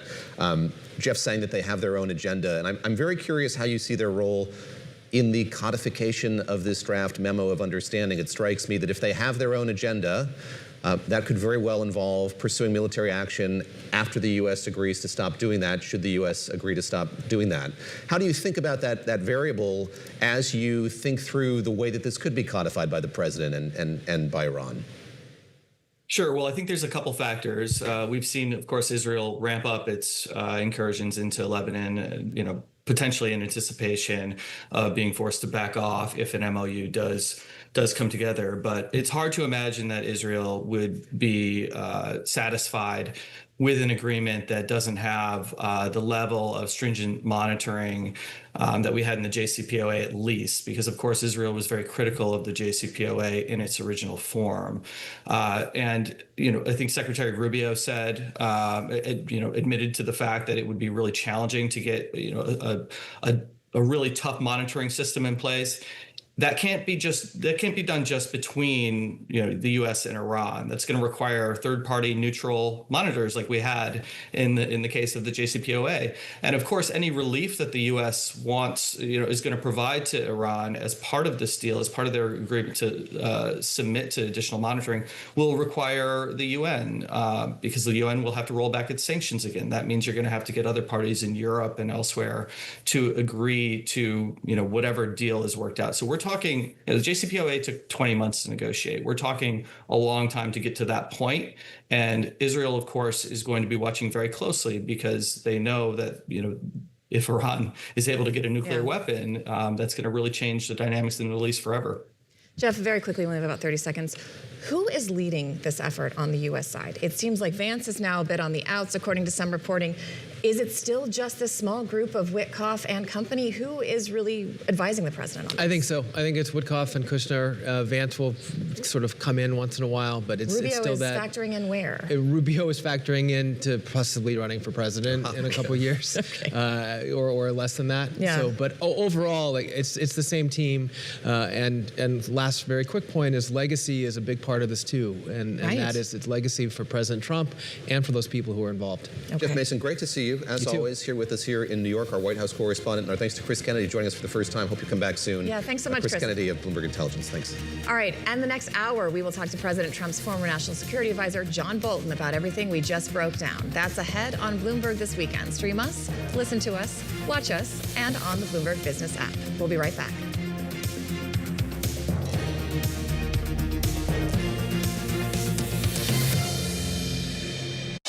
In case you missed it on Bloomberg Surveillance. Dan Scully of Morgan Stanley writing, the market has treated domestic policy and geopolitical shocks almost like pop-up ads in a longer winding movie focused on AI and a resilient economy. The market has been paying up to go ad-free. It's getting expensive on the tech side of things. How expensive is tech right now? Tech has really been the story. And the story clearly within tech is semis. And I think what has surprised folks is not so much the rate of CapEx continuing to accelerate every quarter. It's about this rotation within semis. 3 years ago, GPUs. A year ago, memory chips, and now CPUs. So it's back to the future. Do you think if we can address the situation through the Strait of Hormuz and we can actually move on, that's no longer just a pop-up ad we want to X out, that we will trigger a rotation back to the other stories again? The market has almost kind of moved on, and that's been definitely corroborated by the backwardation in the oil futures curve that are still around $80 by the end of this year. Don't miss Bloomberg Surveillance live every weekday. Welcome to the world of decentralized finance. Bloomberg is covering all things crypto, the people, the transactions, and the technology. Bloomberg Crypto, Tuesdays only on Bloomberg. Earnings season is here. Earnings season begins. Let's get right to it. Bloomberg is first to break the numbers. Netflix here crossing the terminal. Let's go to a retailer, Urban Outfitters. I'm looking at shares of Paramount Skydance. Morgan Stanley, another monster quarter. A lot still to come. With the smartest insights. What are some of the sponsors and some of the CEOs talking about here? I think the biggest risk continues to be that inflation gets imported around the world again. Continuing coverage on Bloomberg. In case you missed it on the opening trade. We're holding our breath, and our economists put it very nicely in their recent research note. They're saying, for now, you got the support of tax refunds, so you had the fiscal support. This is running out right now. The real test for the consumer starts here. How long are you going to hold your breath for? I'm holding my breath in two different ways. The first question is complicated. Unpleasant. Well, that's what you have to do as a market strategist. It's unpleasant, complicated, but also exciting, I would say. So we're holding our breath and saying, are you going to reopen that strait? Then secondly, if you don't reopen it, how long can you keep running down oil inventories to make up the shortfall? The equity market's pricing 90%. Prediction markets are saying it's a 30% probability that you reopen it by the end of June. And then if you don't get these supplies back soon, then within the next 3 months, you should start to see macro weakness, not just in Europe, not just in China, but also in the US. Don't miss the opening trade, live every weekday. in case you missed it on Bloomberg Surveillance. It used to be so mean back in the 90s. It was brutal. We were never brutal, It's tough, but we it were was. cheap and less. We were cheap and mean. Now we're just cheap and cheerful. Ryanair will continue to dominate the short-haul space in Europe because we have much lower fares and much lower costs. The problem for the last 20 years in the States is there's really been no low-cost carriers anymore. If you had a real low-fare carrier here in the States, as Ryanair is in the US, there would still be very strong demand. Don't miss Bloomberg Surveillance live every weekday. Making money isn't about drowning in emotions. It's about understanding what's actually happening. Markets are the best way to glean signal from noise, and that is what we try to do every morning. This is Bloomberg Surveillance. Thank you for joining us live on Bloomberg This Weekend. I'm Lisa Mateo. Let's get you up to date on today's top stories. President Donald Trump says he would like to get a deal done with Iran, but he's in no hurry. I'm in no hurry. I'd like to say I'm in a hurry because, gasoline prices are going to come tumbling down. But if you're going to be in a hurry, you're not going to make a good deal. And slowly but surely, we're getting, I think, what we want. And if we don't get what we want, we're going to end it a different way. President speaking on Fox News. To the Ebola outbreak, where the head of the World Health Organization expressed some optimism while visiting Eastern Congo. Ebola caused by the Bundibugyo virus can be survived with good medical care, and some people here in Ituri have already recovered. Seeking care early makes a real difference. The health organization said Friday the latest official figures showed more than 900 suspected cases and over 200 suspected deaths. And the U.S. military said it carried out another strike of a boat accused of smuggling drugs into the eastern Pacific Ocean. 3 men were killed. It's the third attack this week, pushing the overall death toll to above 200 people. U.S. Southern Command said the vessel was, quote, engaged in narco-trafficking operations and was operated by a designated terrorist organization without providing any evidence. David and Christina, over to you. Lisa, thanks very much. I go back to what Susie Wiles told Vanity Fair about that a little while back. She said that was going to stop when Nicolas Maduro was no longer president of Venezuela, and yet it continues. So I'm fascinated by that it does and why that is. And what the goal is. Yeah. Yes, exactly. All right, well, there are goals in the tech sector, and as more companies incorporate AI into their day-to-day work, some of them are coming to realize that those goals, if using AI to pursue them, come at a bit of a price. Microsoft canceled most of its Claude Code licenses, and Uber's COO said AI costs, are getting, quote, harder to justify. As Gautam Mukunda writes, innovation doesn't only need the technology, but also the physical infrastructure to support the product. Gautam is a columnist for Bloomberg Opinion and a lecturer at the Yale School of Management. He joins us now on set here in New York. Wonderful to see you. Let's talk about this, the effervescence, the enthusiasm surrounding AI, meeting the reality of having to pay for it. And there are extreme things that I think of, the amount of money, for instance, that Meta has poured into this, and it's begun to retrench some of that here. How widely spread is that? Are a lot of companies kind of reckoning with what is this going to be, and is it worth the investment at this point in time? So, great to be here. Yes, but there's a nuance here, right? So, there's a company I was talking to the CEO yesterday. He said, if Claude charged us 10 times what it does right now, he said, I would pay it, and I wouldn't hesitate. He's like, I wouldn't even think twice. But what kind of company is that, and what is the application? Right, it's a small healthcare company. So, there's a big difference when you have 10,000 engineers who are running $2,000 per head. If you go 10x, right, things change when you're at that scale. But I think what driving this is it's really interesting that the debate on AI is kind of missing something pretty big, right? And that I think is what this cost thing is starting to drive us towards, because you see there are the boosters, and I used to code. The ability to talk to my computer and have it do something without is genuinely, it feels miraculous. Fantastic. It's astonishing. Yeah. And then there are some of them people with enormous scientific and technical credibility who say, this is not going to come together the way you think. Like, this technology doesn't have the potential you think. There's hype. Those are also serious people. You shouldn't dismiss them. Not doomers per se, but skeptics of this, yeah. There's a third scenario, which it just strikes me no one talks about, which is you can have a revolutionary, world-changing, astonishing technology that doesn't end up making anyone any money. And this is the thing that I don't see people talking about. And I'll give you 2 examples. The airline, no one would deny that the airline industry, right, just changed the world, right? You can go anywhere, perfect safety, and eat peanuts on the way. Just remarkable. More of a pretzels gal myself, but I'm going with you. Continue. But, Warren Buffett famously said that the airlines were such a machine for incinerating capital that if an enterprising capitalist had been at Kitty Hawk when Orville took his flight, he should have shot the thing down, right? No, you can change the world and not make money. In biotech, you saw sort of, the biotech revolution starting in 1975. So from 1975 to 2004, Gary Pisano at Harvard Business School showed that the biotech industry might maybe have made money in 1 year, right? And for that entire time, it was essentially just a furnace for money. You poured money in and, drugs came out, lives came saved, but people didn't make money, right? And you've got huge capital investments, lots of uncertainty, long delays before payoff, enormous costs. Oh, and the problem that, that AI is dealing with that biotech didn't is the open weight labs out of China in the last benchmarks are 4 to 8 months behind. Wow. That's not much of a moat. That's right. Yeah. I also want to ask you talk a lot about the physical end of this and the scarcity of compute and these data centers that have to go in. And you make a comparison to Edison when they were starting. Please explain that. Right. So when Edison built the light bulb, this is so iconic that when we have a bright idea, a cartoonist sketches a light bulb over our head. David gets more of those than I do, but it's fine. So fantastic. My wife says that mine are very dim, but that's fine. You know what? It's there, and that's what matters. That's the key.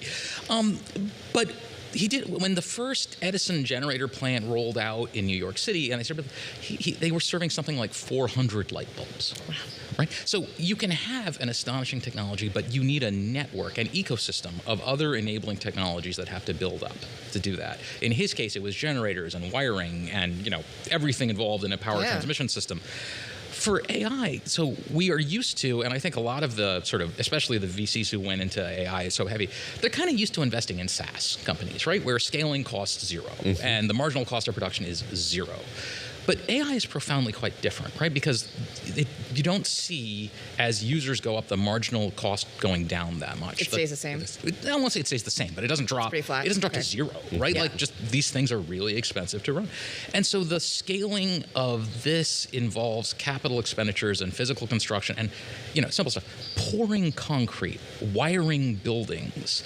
Those things are hard, right? They're not like dumping code onto the internet. Yeah. And you need plumbers and electricians. And, my joke about it was it's the return of the jocks, right? It's the guys who actually, and the women, of course, who do physical labor are becoming a constraint here. That is unlike most things that the software, that this world has seen before. And a lot of those trades are understaffed as well at the moment. Yeah.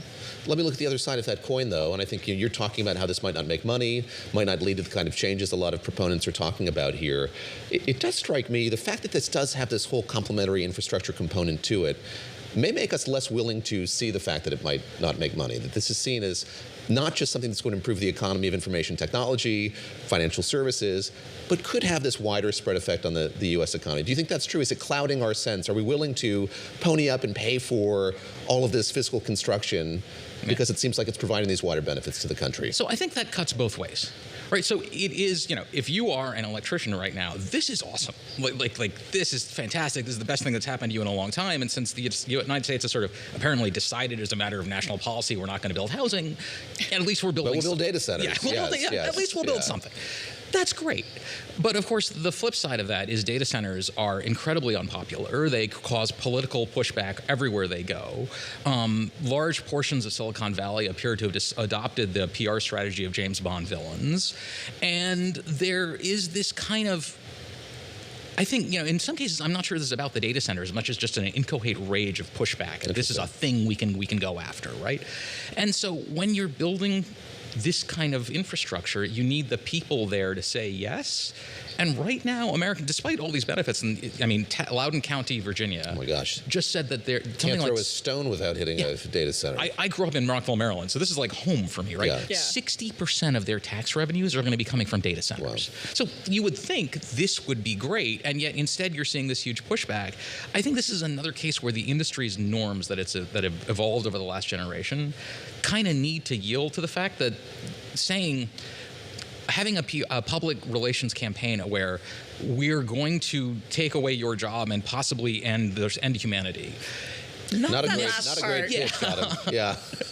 But But there's another PR element that you highlight in your latest column, and I wasn't even that aware of this, and that's you talk about where they're choosing to put some of this infrastructure, and it's in places that feels a bit exploitive. Like especially there's this Colossus One is going in largely without air permits in a largely black neighborhood of Memphis. You talk about talk us through why those places and what that's doing. I mean, those places have less political power to push back when the pollution gets so bad, right? And so if you are under enormous pressure to scale up your compute and you decide that the way to do that is to cut corners, and given all the obstacles that we've just talked about, you can see why the way you might decide to do that is to cut corners. It's easiest to do it in places where people have the least power to complain. If you do that in, Malibu, it's not going to go down. A vociferous NIMBY crew in Malibu. We've all spent a lot of time in D.C. Even in Loudoun County, if Loudoun County didn't want those data centers, you can bet they wouldn't be going in there. That's right. I want to ask how you're thinking about the effect this is having on the labor market. So you mentioned that pitch is going to take away all the jobs. Opened up my computer on Friday. Torsten Slok of Apollo had this note. There is no negative effect on the labor market because of AI. We're not seeing jobs lost as a result of it yet. How are you thinking about that? Putting aside, again, all of the kind of ideological perspectives on where this might lead to eventually, do you think it is having an effect? Is it changing how companies, the CEOs of whom you talk regularly, the way that they hire, the way that they fire, the way that they staff their companies yet? Yeah, but what I'd say is what it's showing up in is it's two ways, right? It's less firing, although we're seeing some of that, and a lot of the firing that is happening is less, I think, about AI enabling productivity and more people kind of scrambling for cash to sort of try and chip away at these gigantic capital expenditures. Yeah. But it's making it less, I think people are becoming more reluctant to hire just because of the uncertainty. But I think the deeper and more profound effect is about fear, right? You saw, especially during COVID, you saw the balance of power between companies and developers and people who had these skill sets swung really hard in favor of labor. What this does is give people is it creates fear. Even if I'm not being replaced, I might be replaced, which makes me a lot more reluctant to ask for a raise or say I should have a say in the way the companies are governed. And I think a lot of CEOs, especially founder CEOs, for whom their company is their identity, are like, I'm not sure I want to give these people a say in how this. We've only got about a minute left, and I'm going to ask the question that I always ask. I'm a bit of a skeptic about all this. One of the reasons is you talk about all this building, all this infrastructure, and a lot of that is being funded by credit, and a lot of credit, and a lot of circular credit. And for millennials who've lived through multiple crashes, I just feel like this is deja vu all over again. What is your take? Is this a bubble? Is this sustainable? Is it durable? Is it rippling, if not popping? Where are we? You can have a bubble and still have a real technology. And that, I think, that's sort of to go back to where we were. That's the point that people are missing, right? You can say these valuations are insane. You can look at, SpaceX, which is apparently now an AI company, and say, you're $1.75 trillion for these financials, and say, if that's not a bubble, I don't know what is. I don't know what the GDP of Mars is going to be. Well, no, we've been talking about there's a meme going around that NVIDIA is worth more than all the arable land in Australia. Yeah. Right. I mean, at some point, that just seems ridiculous. Yeah, and so, but at the same time, you can say that 20, 30 years from now, this was a bubble, but something came out of it that was really powerful. That won't be a lot of consolation if you lose your shirt in the meantime. We will leave it there on that note. Gautam Mukunda, thank you very much. Great to see you. Lecturer at the Yale School of Management, of course, columnist for Bloomberg Opinion as well. And I think of what Benedict Campbell told us a few moments ago, just about the way that SpaceX has become this kind of sprawling conglomerate. I guess we can look forward to data centers in space and the like, but we'll see if investors buy into that kind of amorphous sense of what that company is. Not to mention, that prospectus from Elon Musk, where he was talking about all kinds of things beyond technology. Yes. Men on Mars, colonies. 6 million men on Mars. It's aspirational. I'll give him that. It is, all right. Indeed. All right, up next here, the director of the Emmy Award-winning documentary Can't Look Away is here to talk about a possible decision in New Mexico on social media and kids' safety. That is coming up on Bloomberg This Weekend, on Bloomberg Television, Bloomberg Radio, Bloomberg.com, and on the Bloomberg Business app. Trading day is about to start. And you're already looking for that edge. The opening trade brings you everything you need to know as markets open across Europe. I'm Guy Johnson. I'm Anna Edwards. And I'm Tom McKenzie. This is your opening trade. Only on Bloomberg.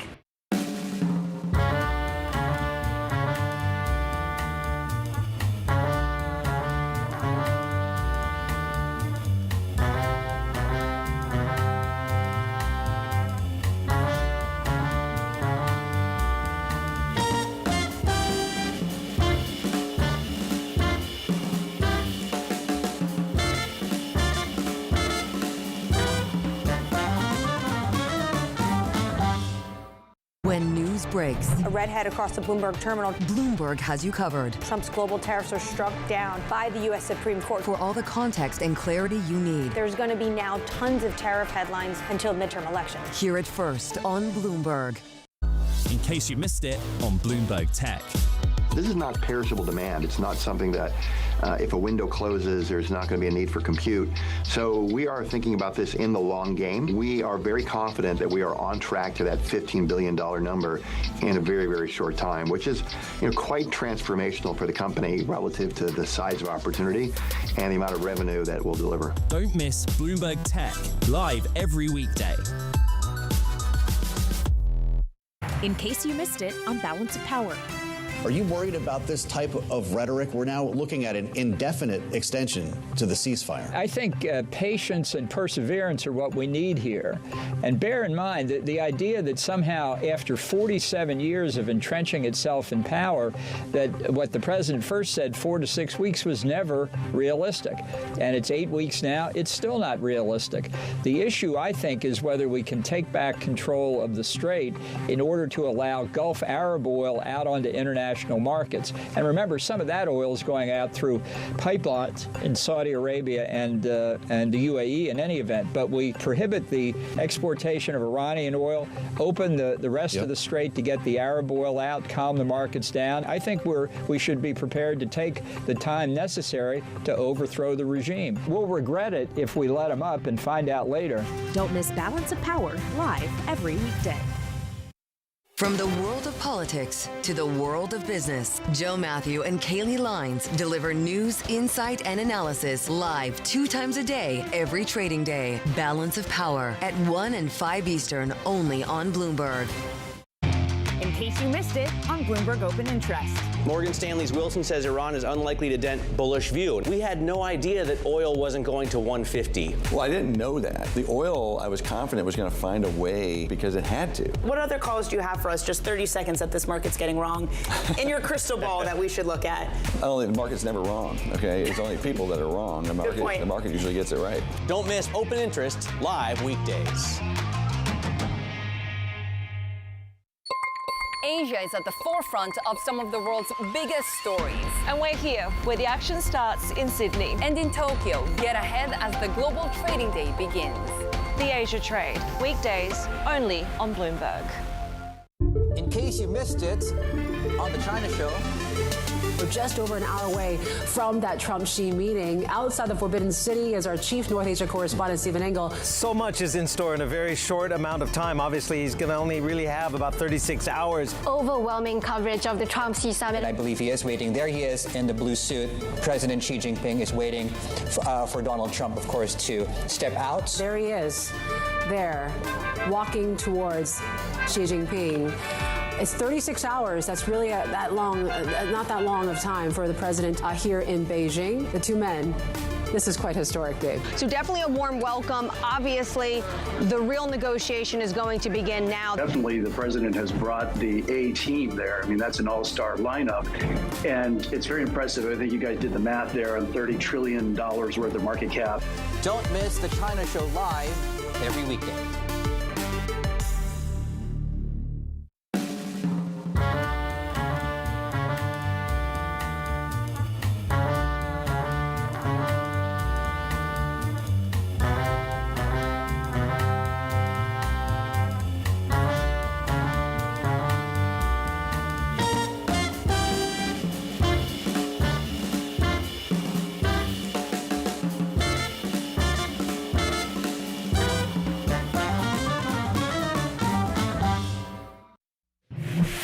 Thank you for joining us live on Bloomberg This Weekend. I'm Lisa Mateo. Let's update you on today's top stories. And celebrations turned into violence after Paris Saint-Germain's second Champions League title win. Now, here's what happened. Fans began celebrating in Paris Saturday after the final whistle earlier in the evening in Budapest, Hungary, where the team won by beating Arsenal on penalties.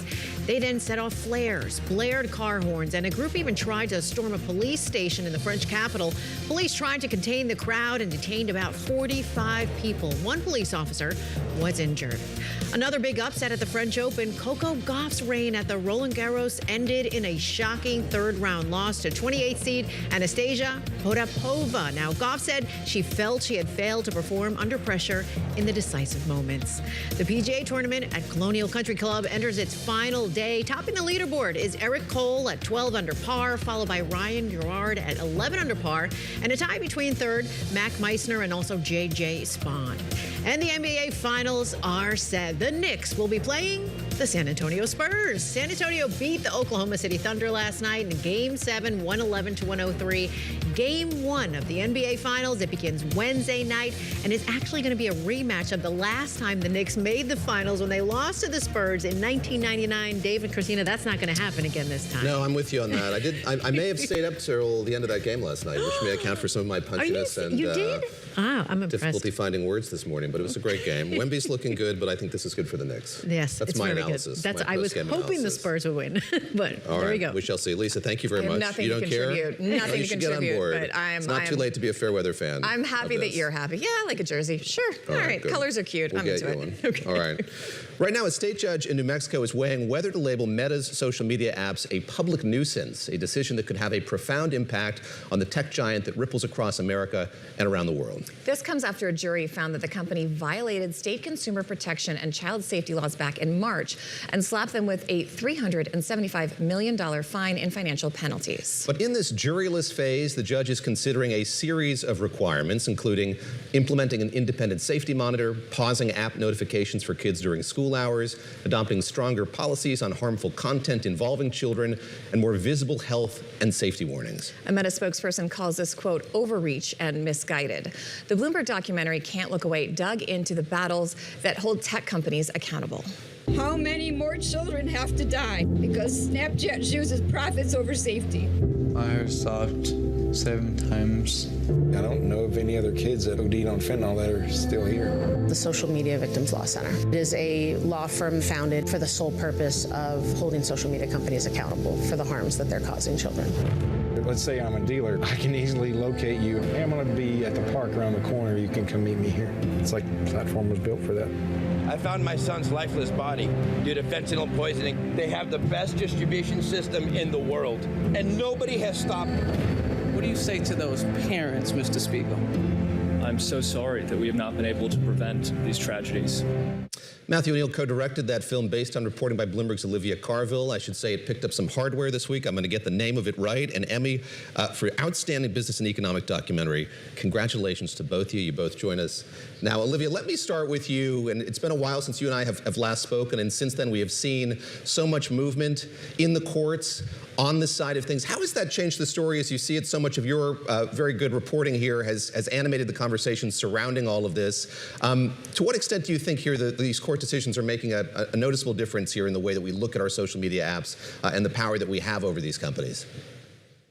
Well, I think the first thing is it's really changing the entire conversation around social media. When I first started looking into this subject, people were asking the question of whether social media could potentially impact kids. You know, is this good for children? Is it bad for children? Let's ask the question. Now, through this litigation, this is really being deemed a full-blown public health crisis. And people all over the world are taking notice of what we're seeing in the American justice system. And also countries are actually starting to ban social media for kids, which is something we hadn't seen until, recent years. So I feel like the litigation, while it's been brewing for nearly half a decade now, has already made a profound impact. And those 2 verdicts that came down in March are only going to continue to change the way in which social media impacts our children and how we use these products and how we actually interact with the internet, in its entirety. Olivia, you mentioned countries trying to ban social media. The one that comes to mind is this effort in Australia. I will confess I haven't followed up on it recently. I'm wondering, do you know how that is doing, what the pushback has been, and if it's working? Is it too soon to know? It's kind of getting mixed results right now. It depends who you talk to. Some say the ban isn't working at all because children are savvy. They understand how to use these products and they know that there are workarounds and they can get on the apps in different ways, even if the platforms do try to ban them. And other people say, well, regardless of whether some kids can get around it, the fact that the majority are not on social media is good enough, and it's a good place to start. So we have seen kind of controversial results coming out of Australia, and I think a lot of people are following what's happening there. But we've seen other countries as well start to move in this direction. Denmark, Spain, France, countries all over the world are considering doing what Australia has done, because now there is a real belief that social media is not a place that children need to be involved in, that they don't need access to these apps from the age of 8, 9 or 10 years old, which is what we've seen through some of this litigation, and that really their brains aren't fully developed enough to understand the way in which the platforms are manipulating them and to push back against the addictive features that the platforms have designed to try and keep them glued to the screen for as long as possible. So what started in Australia has kind of had a rolling wave right across the world, and we're also seeing some states consider these same, potential bans for children as well here in the US. Matt, let me ask you about that, sort of what we're seeing at the state level, and I'm curious if you think there is kind of a safe version of all of this that kids could have limited access to. How are you thinking about sort of what is practicable and could make a difference here at the state level? That's something I think about a lot because I have 2 school-age kids who are, of course, wrestling with phone use and watch use and trying to understand how to engage these things. But I think the real shift that has changed, when Perry Peltz and I first started working with Olivia on this film and with Bloomberg, we had a vague sense that social media was bad, but the culture has shifted. What the films like Can't Look Away, what these court cases do, what the Social Media Victims Law Center has done, everyone's now talking about social media harms and children. Children are aware of it, parents are aware of it. So whereas 3 years ago, it wasn't something where there was even a thought of holding these big companies to account, now it's something that's happening day to day in the courts, in the media, and I think around the dinner table. And Matthew, I'll ask you this, but Olivia, if you've got opinions, you can jump in at the end here.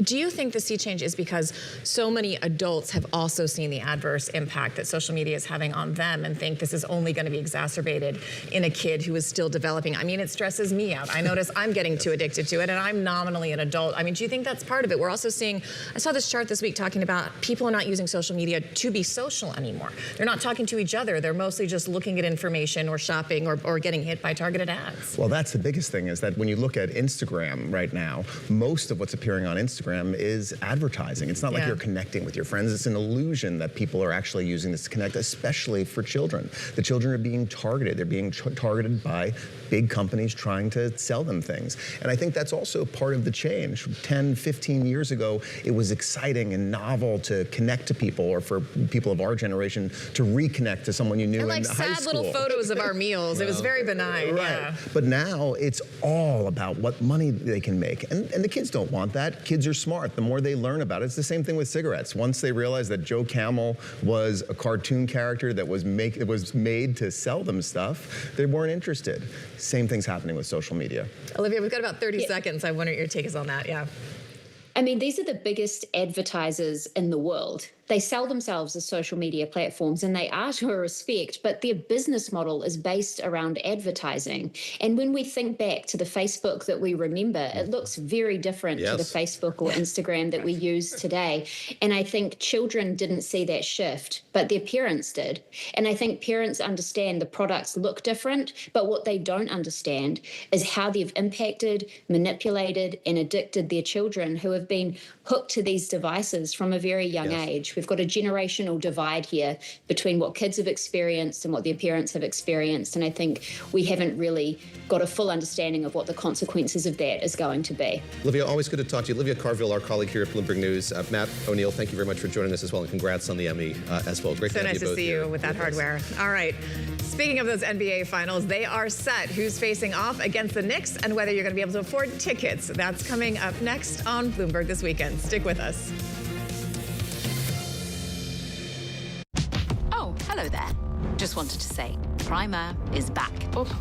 We've been scouring the frontiers of science and technology to help explain the difference between the next gold rush and whatever this thing is. And in season 2, we're upping the stakes. More danger. Now that is some high-grade uranium mineralization. We used to have a stable climate on this Earth. Right now, we do not. More science. We're pushing the envelope of technology in multiple directions. Software, hardware, chemistry, physics. The cable is like very cold. And more CEOs that can nail the photo shoot. Hundreds and hundreds of billions of dollars are at stake. While the problems are economic, the solutions are too. And yes, we will be talking about AI. There is a lot of humanoid hype out there. But our future doesn't run on hype. It runs on innovation. Watch season 2 on all these lovely channels. Middle East tensions are high. Both sides willing to go back to the battlefield. The narrative changes moment to moment. Is there a ceasefire? Is there not a ceasefire? Markets are up, markets are down. Count on Bloomberg for up-to-the-minute reporting. Breaking news this morning. Breaking news in the last few minutes. On-the-ground perspective. Talking to you from the bomb shelter. This White House still pushing. And the analysis you need to make informed decisions fast. Clearly, nothing is final until it's well and truly final. The really important question is whether we'll get second-round effects. Nobody covers geopolitics like Bloomberg. My old mentor, Roger Staubach, who told me when I transitioned, football will never leave you, but you need to leave it. Wow. Everyone has a dream, and a lot of dreams are, my dream is to play football and play professional football, and you get the dream comes true, but it is going to end. And the day it ends, the day before it ends, you're one of the best in the world. Great. The next day you wake up, that's gone. What are you great at? And the truth is nothing, right? I'm not great at anything else. I talk about it all the time, Steve, is this whole idea of it's not from penthouse to penthouse. And what I mean by that is you played for 15, 20 years and you're in the penthouse. That doesn't mean that you come to the business world and you're gonna be in the penthouse. You don't start on the third floor or the lobby. You actually have to start in the basement.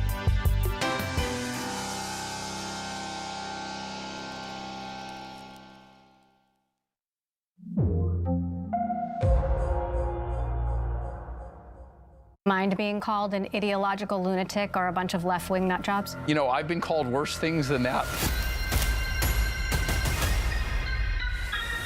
23andMe, I think, is so incredibly valuable. We're coming back.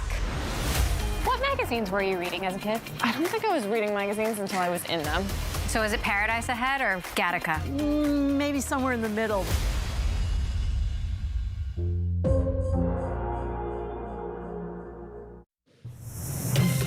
Welcome back to Bloomberg This Weekend. I'm David Gura with Christina Ruffini, and for the first time in 27 years, the New York Knicks are back in the NBA Finals. They're going to face the San Antonio Spurs, and the championship series kick off on Wednesday night. Knicks fans have been waiting a long time for this, for New York to bring home an NBA championship, and they're willing to pay a lot for a shot at witnessing that history firsthand. Indeed they are. We spoke with Vanessa Perdomo, host of Bloomberg's Business of Sports podcast, about why prices at Madison Square Garden are so astronomical.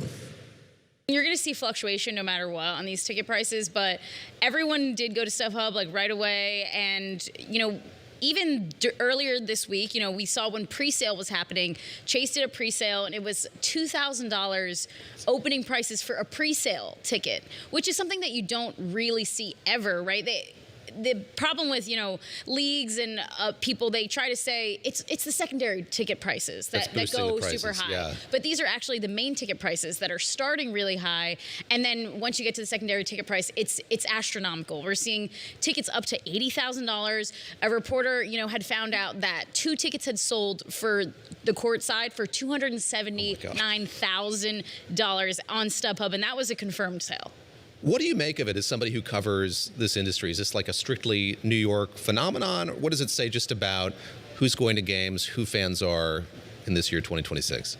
Well, who's going to the games is extremely wealthy individuals, and obviously if your company loves you that much, you might get some hospitality seats out of the deal.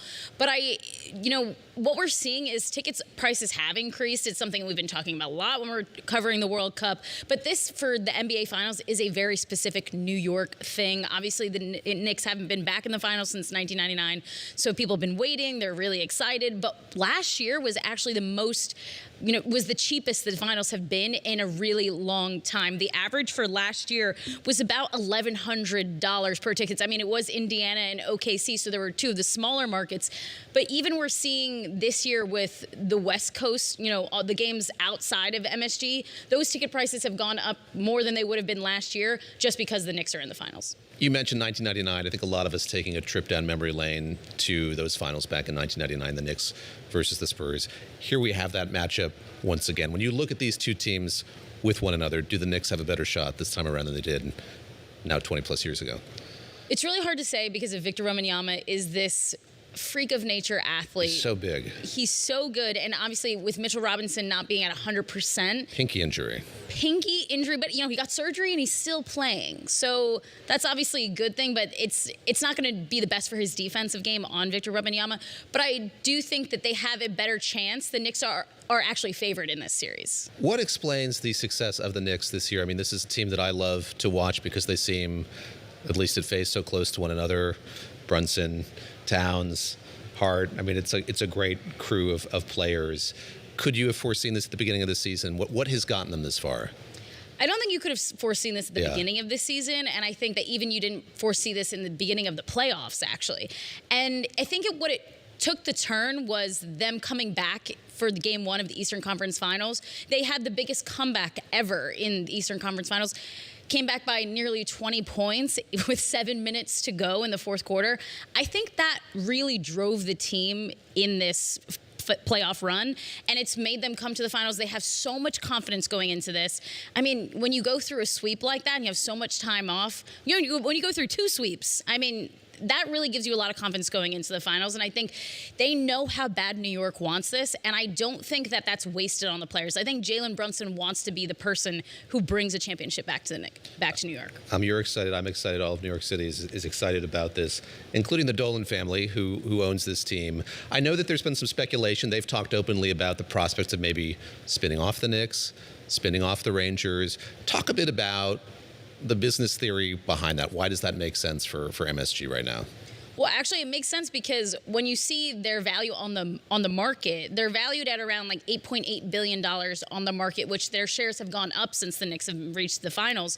But the reality is the Knicks themselves are worth about $9.8 billion, and the Rangers are worth about $4 billion on their own. So if you spin them off into their own properties, you're only going to get more money for each, and you're actually going to be able to see what the market values them when the Knicks are doing better on their own. If the Rangers are doing better on their own, you're going to be able to see that value. These valuations are crazy, or are they? I mean, like, are all teams now kind of in that stratosphere? No, I mean, the valuations are crazy, They are, definitely. yeah. I mean, but you know what? The funny thing is the valuation of the Knicks is actually probably lower than what they would go for. Obviously, if they were still together with Madison Square Garden as an entity, you see the Lakers just were sold last year for $10 billion. The Celtics are $6.1 billion. And the Knicks are technically the highest valued team, right? You would think in the NBA. So their valuation is right on the money, I think. Sports valuations have gone up to an astronomical amount that every single owner really has to explore selling off minority stakes at this point if they want to do anything with their stadiums or really increase value. Got about a minute left, and I got to ask you about the World Cup happening kind of coincident with this. And as we talk about the craziness of ticket prices for the NBA Finals, I mean, World Cup is another level, but I now gather that law enforcement, government's looking into how high some of these ticket prices are. They're looking into it. I don't know what they're going to be able to do about it. You know, the reality is FIFA set the dynamic ticket pricing the way they did because they came into the U.S. market. It's not something they've ever done before. They did it, and I've talked to FIFA about this. They said, you know, if we didn't do it, it would have been done to us. So why not, them get the money instead of it happen on the secondary ticket market like we're seeing for the finals and other entities. The New York, again, is really reaping the not so much benefits of that. New Yorkers are actually on the other side of this. If you want to go to a game at MetLife Stadium, it's going to be the same thing. You're going to be paying thousands and thousands of dollars, especially if you want to go to the finals. I do not see a single actual fan being able to go to the World Cup finals. Vanessa, thank you very much. Appreciate it. Absolutely.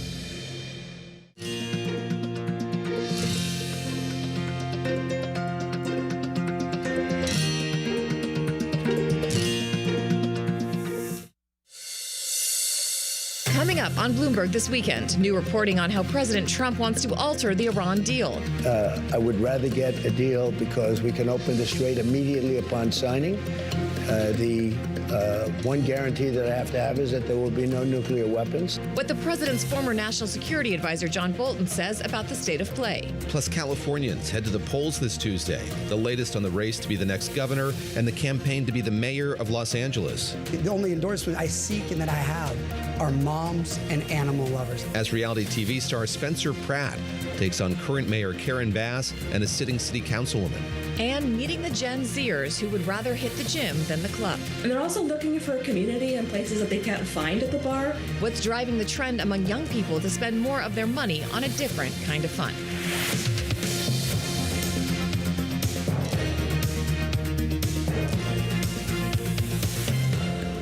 Welcome to Bloomberg This Weekend, live from Bloomberg's world headquarters in New York. I'm David Gura. I'm Christina Ruffini. We're here with Lisa Mateo. It is Sunday, May 31st. And David, we've got a lot of news this morning. We've actually been kind of around the world, but we're going to go back where we started here in the 9 a.m.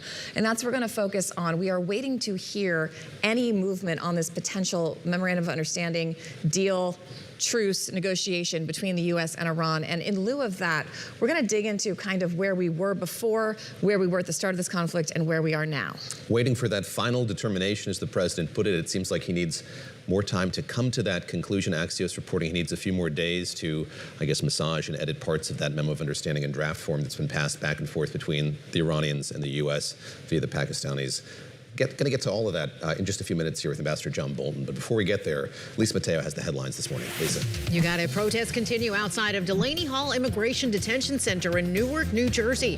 State police, they set up designated protest zones and vehicle checkpoints in the area. Clashes between demonstrators, federal immigration enforcement agents have really intensified. Governor Mikey Sherrill said it has grown unsafe, adding that people from the outside of the state have been escalating the situation. This woman explained why she's speaking out. It's important for me to be out here today to support all of the detainees and the family members who are on a hunger strike. I believe it's 9 days now, who are in cruel and conditions. Newark Mayor Ross Baraka ordered a mandatory curfew from 9 p.m. to 6 a.m. for a half a mile surrounding Delaney Hall. In other news, authorities say they have recovered and identified the last of the victims from the Nippon Dynawave packaging company chemical tank failure in Washington earlier this week. Longview Fire Department Chief Brad Hanig. Today, on day 5 of this incident, I can share that we have recovered the 9th and final missing employee of this incident. As incident commander and as your fire chief, as a member of this community, I hope today will give the families so affected by this incident the closure needed to begin the long process of healing. The tank contained more than 500,000 gallons of a mixture used to break down wood for making paper. It's one of the deadliest U.S. workplace accidents in recent decades. The cause of the tank's collapse still under investigation. The U.S. has affirmed that deals with Iran to safely sail through the Strait of Hormuz, even though those who don't involve paying a toll are not allowed. Now, that's according to an updated statement from the U.S. Treasury. The White House has sent conflicting messages on the prospects. Now, in an interview on Fox, President Trump said he's in no hurry for a deal, and if the U.S. doesn't get what it's asking for, we will end it a different way. Israel has expanded its ground assault in Lebanon. It's Israel's broadest incursion into the country for a quarter of a century, as Hezbollah stepped up its attacks on Israel's north. According to the Israeli military, Hezbollah fired more than 300 projectiles at its soldiers in Lebanon and northern Israel over the weekend. The escalation comes after the U.S. hosted a ceasefire talks between Israel and Lebanon. David and Christina. Lisa, thank you very much. And this is really fascinating to me in light of what we've been talking about over the course of the morning and what Chris Kennedy said to us of Bloomberg Economics. Yeah. The fact that if there is a fear on Israel's part here that if this memo of understanding is codified, does come to fruition here, Israel's options may be limited in the near term. So perhaps that's why we've seen this incursion advance, such as it has here over the last few hours. Trying to get it in under the radar, as it were, before a potential deal is reached. But, you know, that's still a big if here this morning, even though on Friday we had this pronouncement from the president on social media saying he was going in and would be making this decision. He went into the meeting, came out of the meeting, and there still was not an agreement. So Axios is reporting today that the president during that meeting, asked for several amendments to the deal negotiated between his envoy and the Iranians. In particular, he wants to strengthen the sections around Iran's nuclear material, including details on how the U.S. gets that material and when. Here's what he told his daughter-in-law, Laura Trump, on Fox News last night. This is really a win already. We've defeated their military, essentially defeated their military. I would rather get a deal because we can open the strait immediately upon signing. The one guarantee that I have to have is that there will be no nuclear weapons. They've agreed to that. And it was very interesting. They originally said, we will not develop a nuclear weapon. I said, well, what happens if you buy a nuclear weapon? So now it says we will not develop or in any way purchase a military weapon. That's a big difference. So we're getting what we want slowly. Very tough negotiators. It takes a long time. I'm in no hurry. I'd like to say I'm in a hurry because, you know, gasoline prices are going to come tumbling down. But if you're going to be in a hurry, you're not going to make a good deal. We're getting what we want, according to the President of the United States. Joining us now is Ambassador John Bolton. He served as the former U.S. ambassador to the UN and also as national security advisor to President Trump during the first term. Mr. Ambassador, great to have you with us once again. Let me start with that line that I repeated there, coming out of that quotation from the President. We are getting what we want. At this juncture, as we live through this weekend after weekend, the President indicating he's close to a deal and then silence or no codified deal at the end of a weekend. Do you feel like the U.S. is getting what it wants out of these negotiations that are taking place between the U.S. and Iran via the Pakistanis? Well, I think Trump is getting what he wants. This is a deal about gasoline prices at the pump in the United States. Trump worries, obviously, about the price levels people are paying. He's worried about the effect on inflation. He's worried about the effect on the elections in November. But this is not a deal that really ends the war in a satisfactory way for the United States. There's no doubt about it. If the Iranian regime is allowed to survive, which it looks like Trump is prepared to acknowledge, they will simply benefit from the reopening of the strait to sell more oil, gain more revenue, and entrench themselves in power, giving them time rebuild their nuclear program, rebuild their military, rebuild their terrorist proxies, and in X period of time, we'll be right back where we started from. Given that, do you think the U.S. Was in a safer bet with Iran in the JCPOA than they will be after this is worked out? No, not at all. The 2015 Obama nuclear deal was a failure on many levels. It didn't at all deal with Iran's plutonium route to nuclear weapons in the form of the spent fuel at the nuclear reactor at Bushehr. Just completely left that unattended, and the estimates of the amount of spent fuel there that Iran has by nuclear proliferation experts say they could make between 200 and 400 nuclear weapons just from the plutonium route to bombs, not the uranium enrichment route.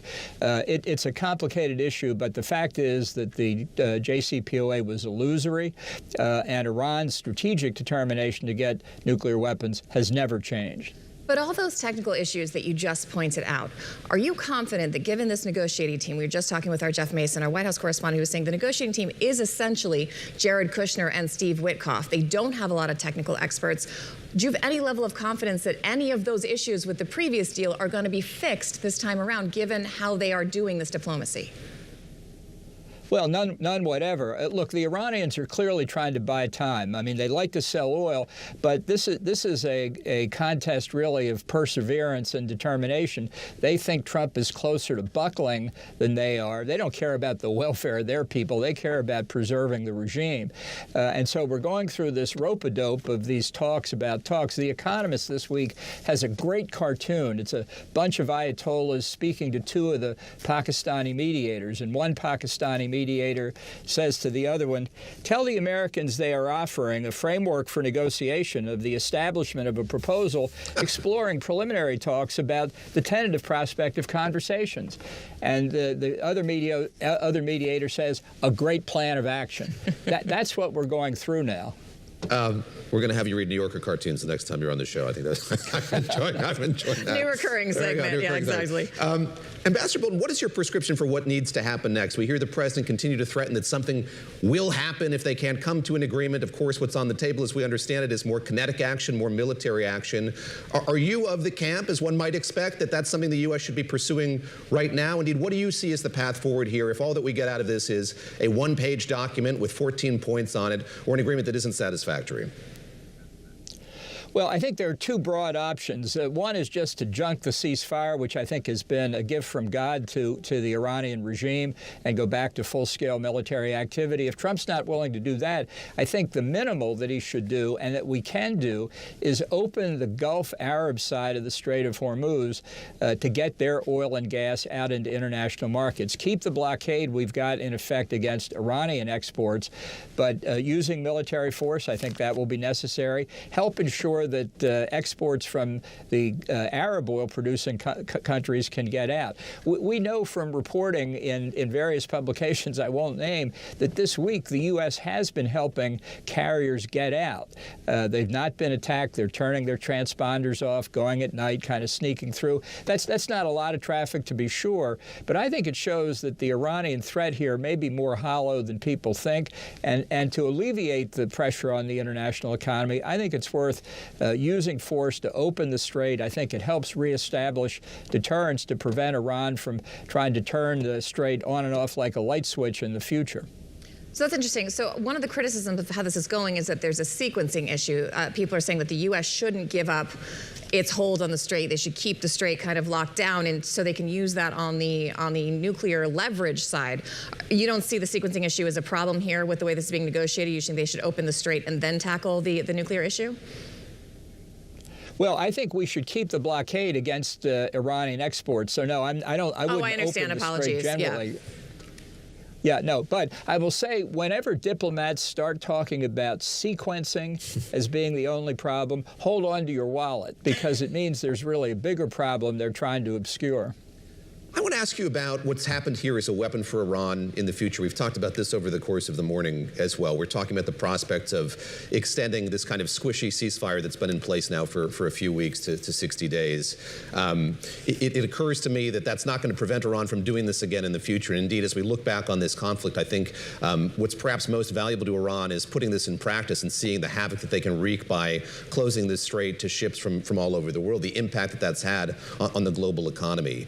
Do you have any confidence here that them having done that, this will be a one-and-done thing, that Iran won't return to this or try to do this again in the future? And indeed, how does the U.S. put in place any sort of procedure that would keep that from happening again? Well, I think you bloody them badly militarily to show they cannot close the Strait of Hormuz cost-free. Look, anybody who reads a map can tell that the strait was a potential problem here. This was known in Trump's first term.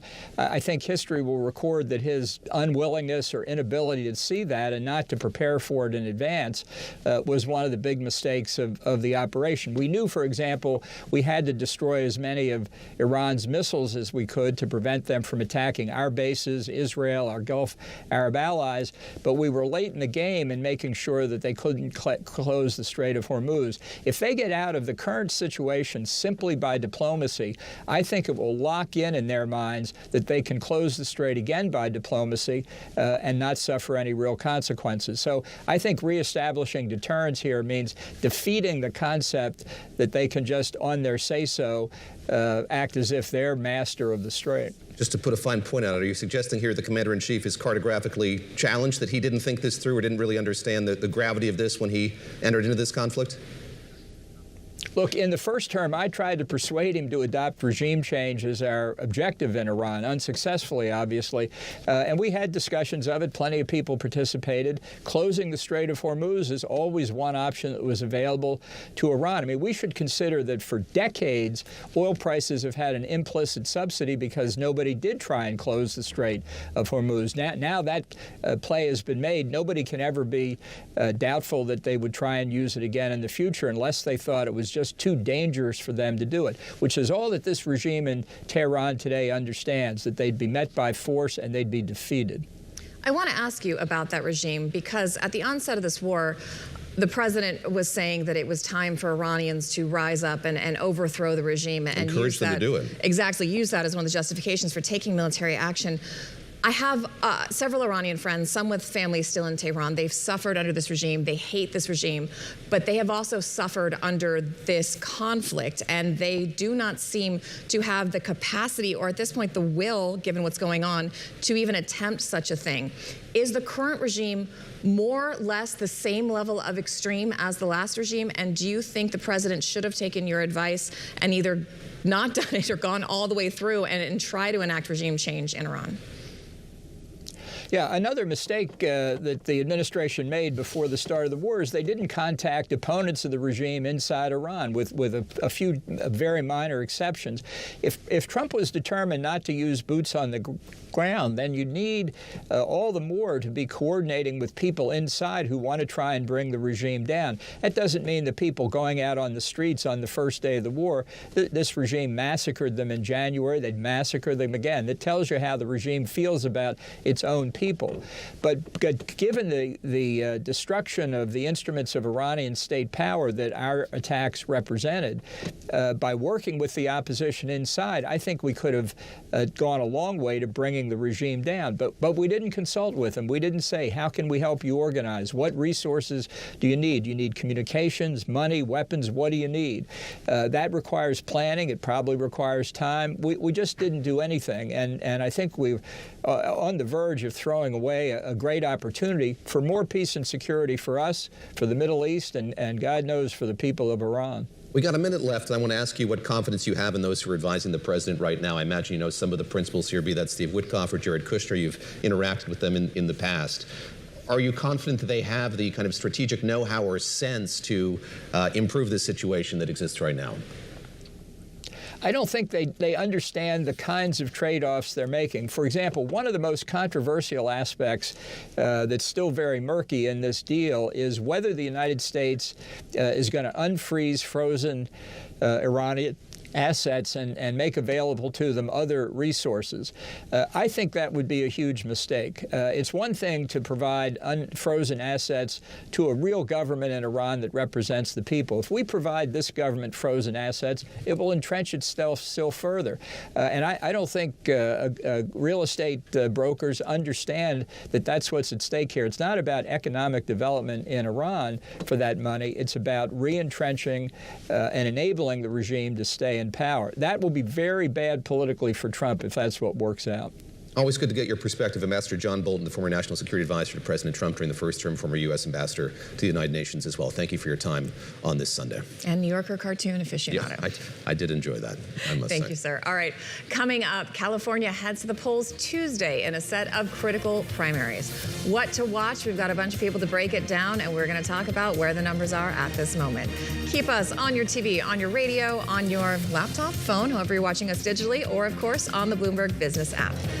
Bloomberg This Weekend. We'll be right back.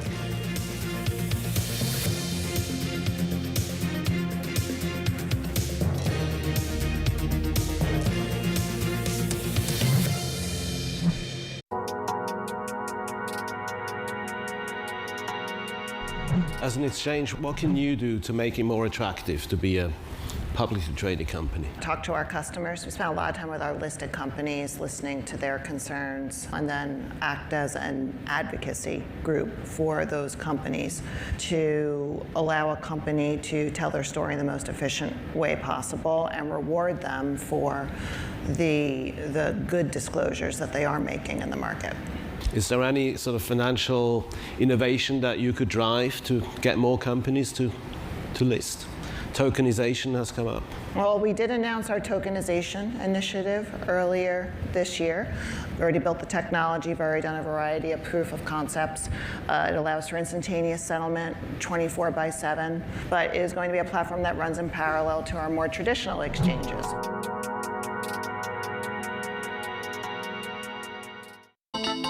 The countdown is on. Everything you need to get the edge at the end of the market day. Get ahead of tomorrow's trading with The Close. Weekdays on Bloomberg. Context changes everything.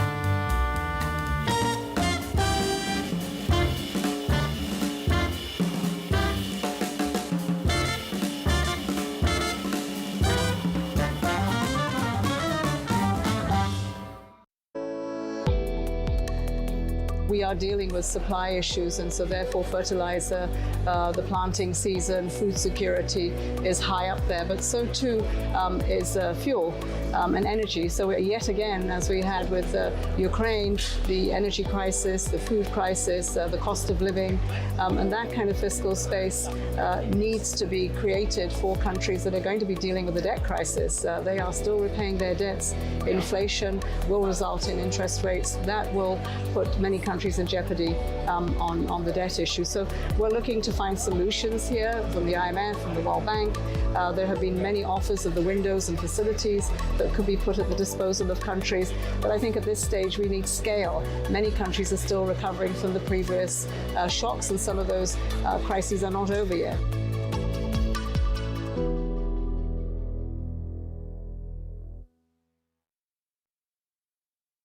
People ask me all the time, what is the key to being a really good investor? And I tell them it's to surround yourself with and work with the best investors you can find. On Bloomberg Wealth, I'm going to take you to meet the greatest investors in the world, the people that I would like to have managing my money. You really have to love what you do. I think a lot of people work in financial services because they view it as a path to wealth. This is a great country. You will find the money, or the money will find you. Astonishing day for US technology. It's shaping the region's technology ecosystem. Asia's biggest tech news and innovation. Thank you for joining us live on Bloomberg This Weekend. I'm Lisa Mateo. Let's update you on today's top stories. President Donald Trump says he would like to get a deal done, but he's in no hurry. In an interview on Fox News, he mentioned a few sticking points. The one guarantee that I have to have is that there will be no nuclear weapons. They've agreed to that. And it was very interesting. They originally said, we will not develop a nuclear weapon. I said, well, what happens if you buy a nuclear weapon? So now it says we will not develop or in any way purchase a military weapon. Well, Trump said that if the U.S. doesn't get what it wants, quote, we will end it in a different way. Meanwhile, President Trump is calling for the cancellation of a concert series celebrating the nation's 250th birthday this summer after a number of musicians pulled out. In a Truth Social post, he said, quote, we should have a giant Make America Great Again rally for 250 instead of having overpriced singers who nobody wants to hear. Now, it comes after another post by the president suggesting that he should instead headline the event, calling himself, quote, the man who gets much larger audiences than Elvis in his prime. In other news, 5 villagers have been rescued from a flooded cave in Laos after being trapped underground for over a week. Today, heavy rains, though, threatened to delay the search for 2 more people still missing. The 7 villagers, they entered the cave last week to look about for minerals, but were trapped by flash flooding. And today, security will be tight in New York City as the Israel Day Parade kicks off on 5th Avenue. A record turnout is expected. Not attending is Mayor Zoran Mandani. NYPD Commissioner Jessica Tisch will be the Grand Marshal. Get ready for traffic, David. A lot of traffic here in the city. Lisa, Yes. thank you very much. I am right on that parade route and seemingly every parade We'll route. have a short post-show meeting so you can get back. When you choose apartments in New York, that should be part of the disclosure. Someone should have told me this. Schools and parade routes. I guess I could have Googled. Important to know. All right. Okay. Lisa, thank you. We are coming up on another mini Super Tuesday this week with 6 states holding their primaries: California, Iowa, Montana, New Jersey, New Mexico, and South Dakota. But we're going to zero in on the Golden Not South State. Dakota? No, we're sticking out of the Badlands. No Mount Rushmore for you today. What is South Dakota? I don't even know. The something state? You can Google that while I continue to read. Sorry. All right, there are big tests there for progressives and populists in both governor's race and a much-watched race for the LA mayor. No one knows this stuff better than our next 2 guests. That's Bloomberg opinion columnist Ron Brownstein and Erika Smith. They are both joining us from LA. Ron, I want to start with you. Can you set the stage for us? How do California primaries work, and where are we with all the people running, especially in the governor's race? Yeah, you know, as part of a wave of reforms when Arnold Schwarzenegger was governor, designed to make the state less partisan and more open to independent candidates, California voters approved a top 2 primary, sometimes called the jungle primary, where all the candidates in both parties, all parties, run on the same ballot, and the top 2 advance to the general election. And that produces some really strange geometry in many of these races. We've seen Democrats at times promote Republicans Republicans to try to get them into the general election because, in a state where Democrats routinely get 60% of the vote, that's almost kind of a ticket to victory. And here we've gone from initially fears among Democrats that they would be locked out of the governor's race. It would be a top two Republican, to now there's some fears creeping in among Republicans that they could be locked out of the governor's race, with the top two finishers being Democrats. So it really does change the kind of dynamics, the way candidates interact with each other. And I think it may have kind of outlived its usefulness in California. The Mount Rushmore state. South Dakota's the Mount Rushmore state. Just wanted to fact check that. Erika, let me turn to you and just ask you what we're seeing in the polling here. This is an odd or out of normal gubernatorial race in California where there is no clear frontrunner. Of course, the withdrawal of Eric Swalwell a few weeks ago changed the calculus entirely. But I'm curious what that says to you about the way voters are looking at this election. I imagine for this primary, turnout is going to be incredibly critical. What does the past tell us about the way that voters are going to engage with this, and what does it mean that there is no clear frontrunner in the polling so far? Yeah, you mentioned about Eric Swalwell dropping out of the race in April. I mean, since then, we've seen kind of really a consolidation that's only been, continued since then in the latest polling from last week.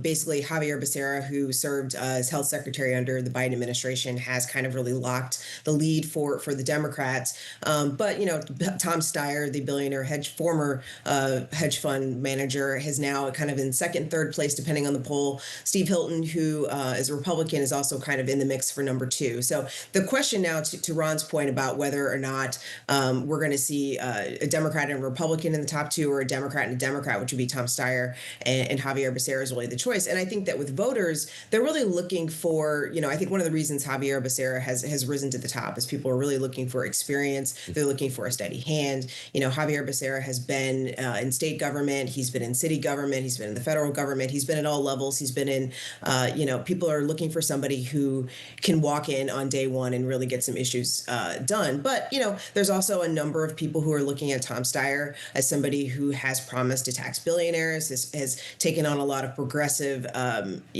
stances that people are really looking at too. So I think that's part of it. So I think the question for going forward as far as turnout is going to be is who's going to turn out, who they're going to vote for, what their politics are, and what they're ultimately looking for. But it does look like Xavier Becerra kind of has the lead right now as far as most polls in the last month and a half or so.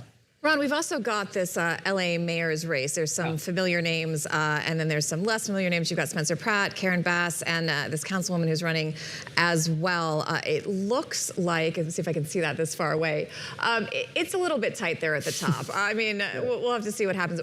Who has the wins, tailwinds behind them? And I would imagine the issues that are motivating people in the LA race are a little more specific, but probably universal to why Californians are going to the polls, and probably close to what we're seeing across the country as well, I would imagine. Tell me if I'm wrong. Yeah. And very specific, and I think they overlap a lot with the governor's race. I mean, it is striking at times to hear the contrast between the way even Democrats are talking about kind of the trajectory of life in California and the way Governor Newsom talks about it. I saw Steyer yesterday at his closing rally. One of his closing rallies for governor was basically, if you're satisfied with, if you're satisfied with the status quo, you should vote for Becerra. Not exactly the message that Newsom is taking to the national stage as he prepares to run for president in 2028. And that really is even in more purified form in California, where you've got this kind of classic squeeze with the city council member Rahman from the left and Spencer Pratt, the reality TV show star from the right, kind of squeezing Karen Bass, who does not get great reviews from voters for her first term, particularly the handling of the Pacific Palisades fire. There is progress relative to when she came in on homelessness, but it's still, a serious problem in parts of the city. One-on-one, I would think she would still be favored against each of them. Aaron, I'd love to hear Erika's thought on that. The question again is, does she get squeezed out of the top two in this kind of, three-way race and not get to the general election? But I do think if she does get to the general election, either of those opponents just has too many vulnerabilities and potentially a ceiling that I would still consider her the favorite if she can get there to November. Erika, let me bring you here in just a second, but first going to play a bit of sound of Spencer Pratt, of course, Mr. Heidi Montag, and purveyor of crystals from Pratt Daddy's Crystals, I believe is the company, and as Ron pointed out, a longtime reality TV star. Let's play a little bit of tape from him talking about the issue of homelessness in Los Angeles and how he would address it. We, as a city, you know, it's my tax money, so technically I'm as responsible. We all are letting these people die because we have city leaders like Mayor Bassem Rahman who are fine with them experiencing homelessness.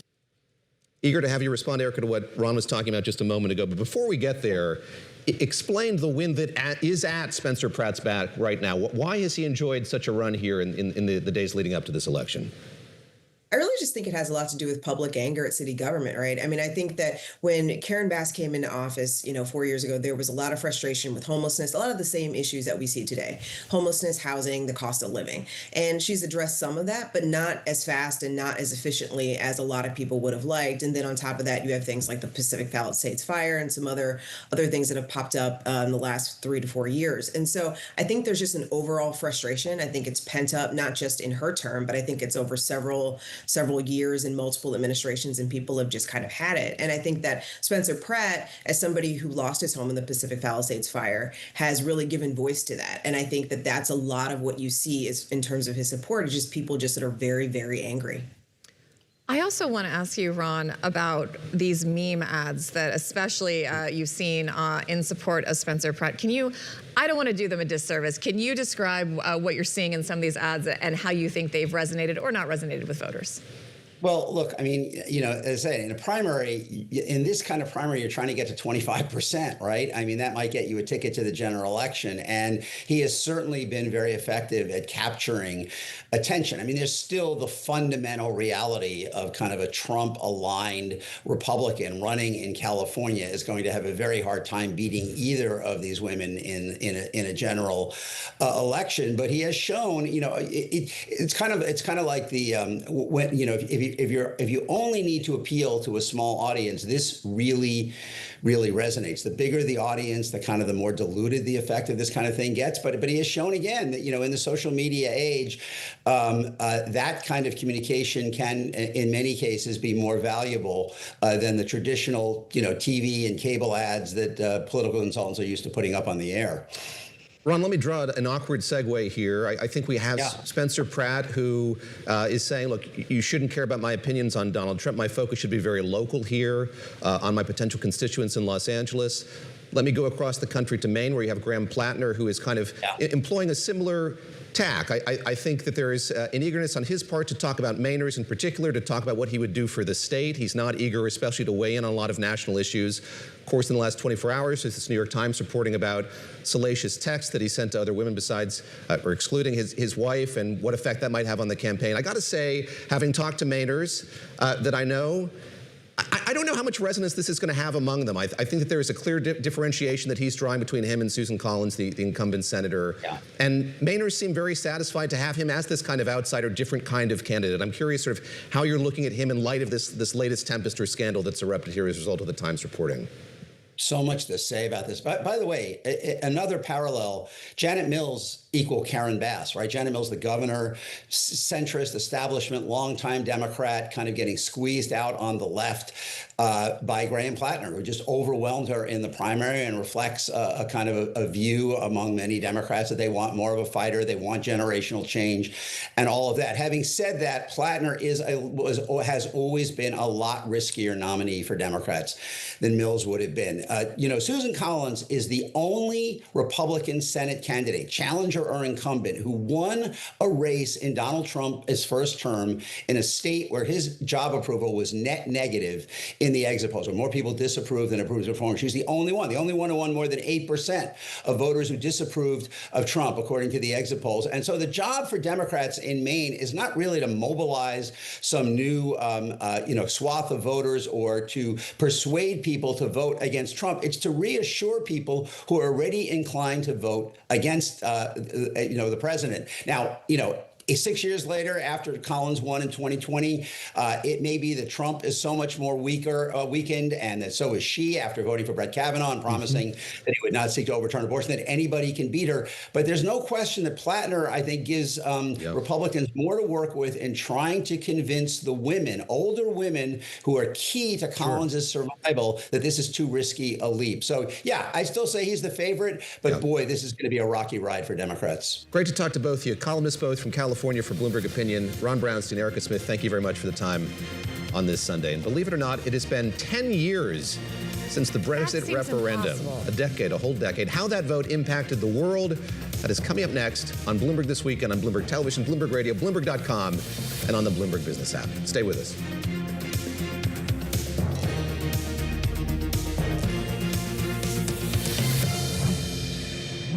Investors, top executives, global innovators. Join me for in-depth conversations with the biggest newsmakers on the day's top stories.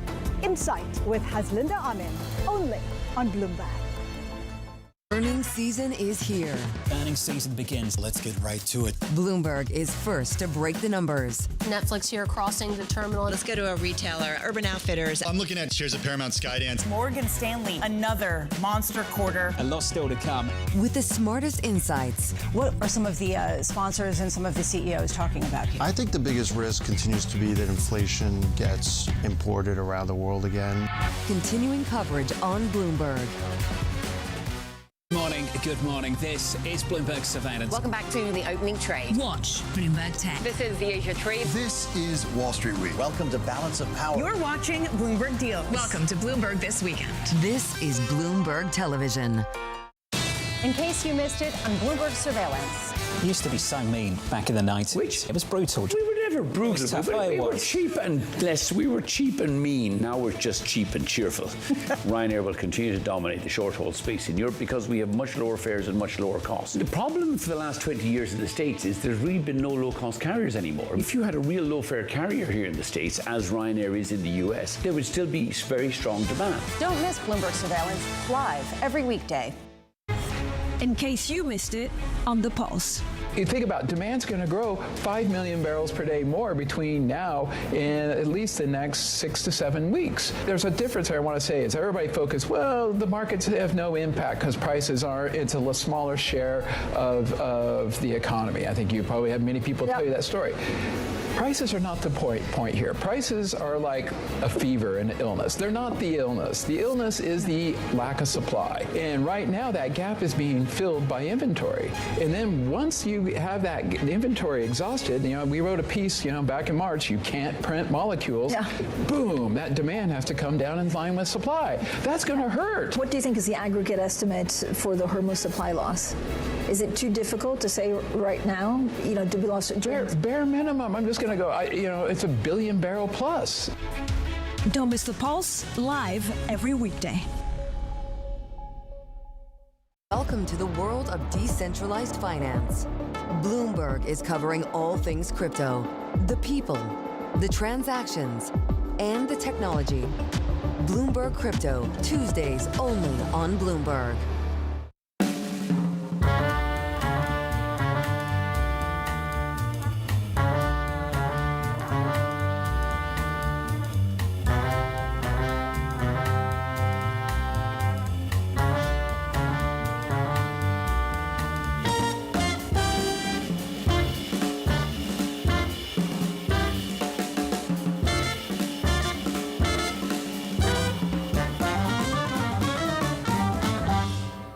Making money isn't about drowning in emotions. It's about understanding what's actually happening. Markets are the best way to glean signal from noise, and that is what we try to do every morning. This is Bloomberg Surveillance.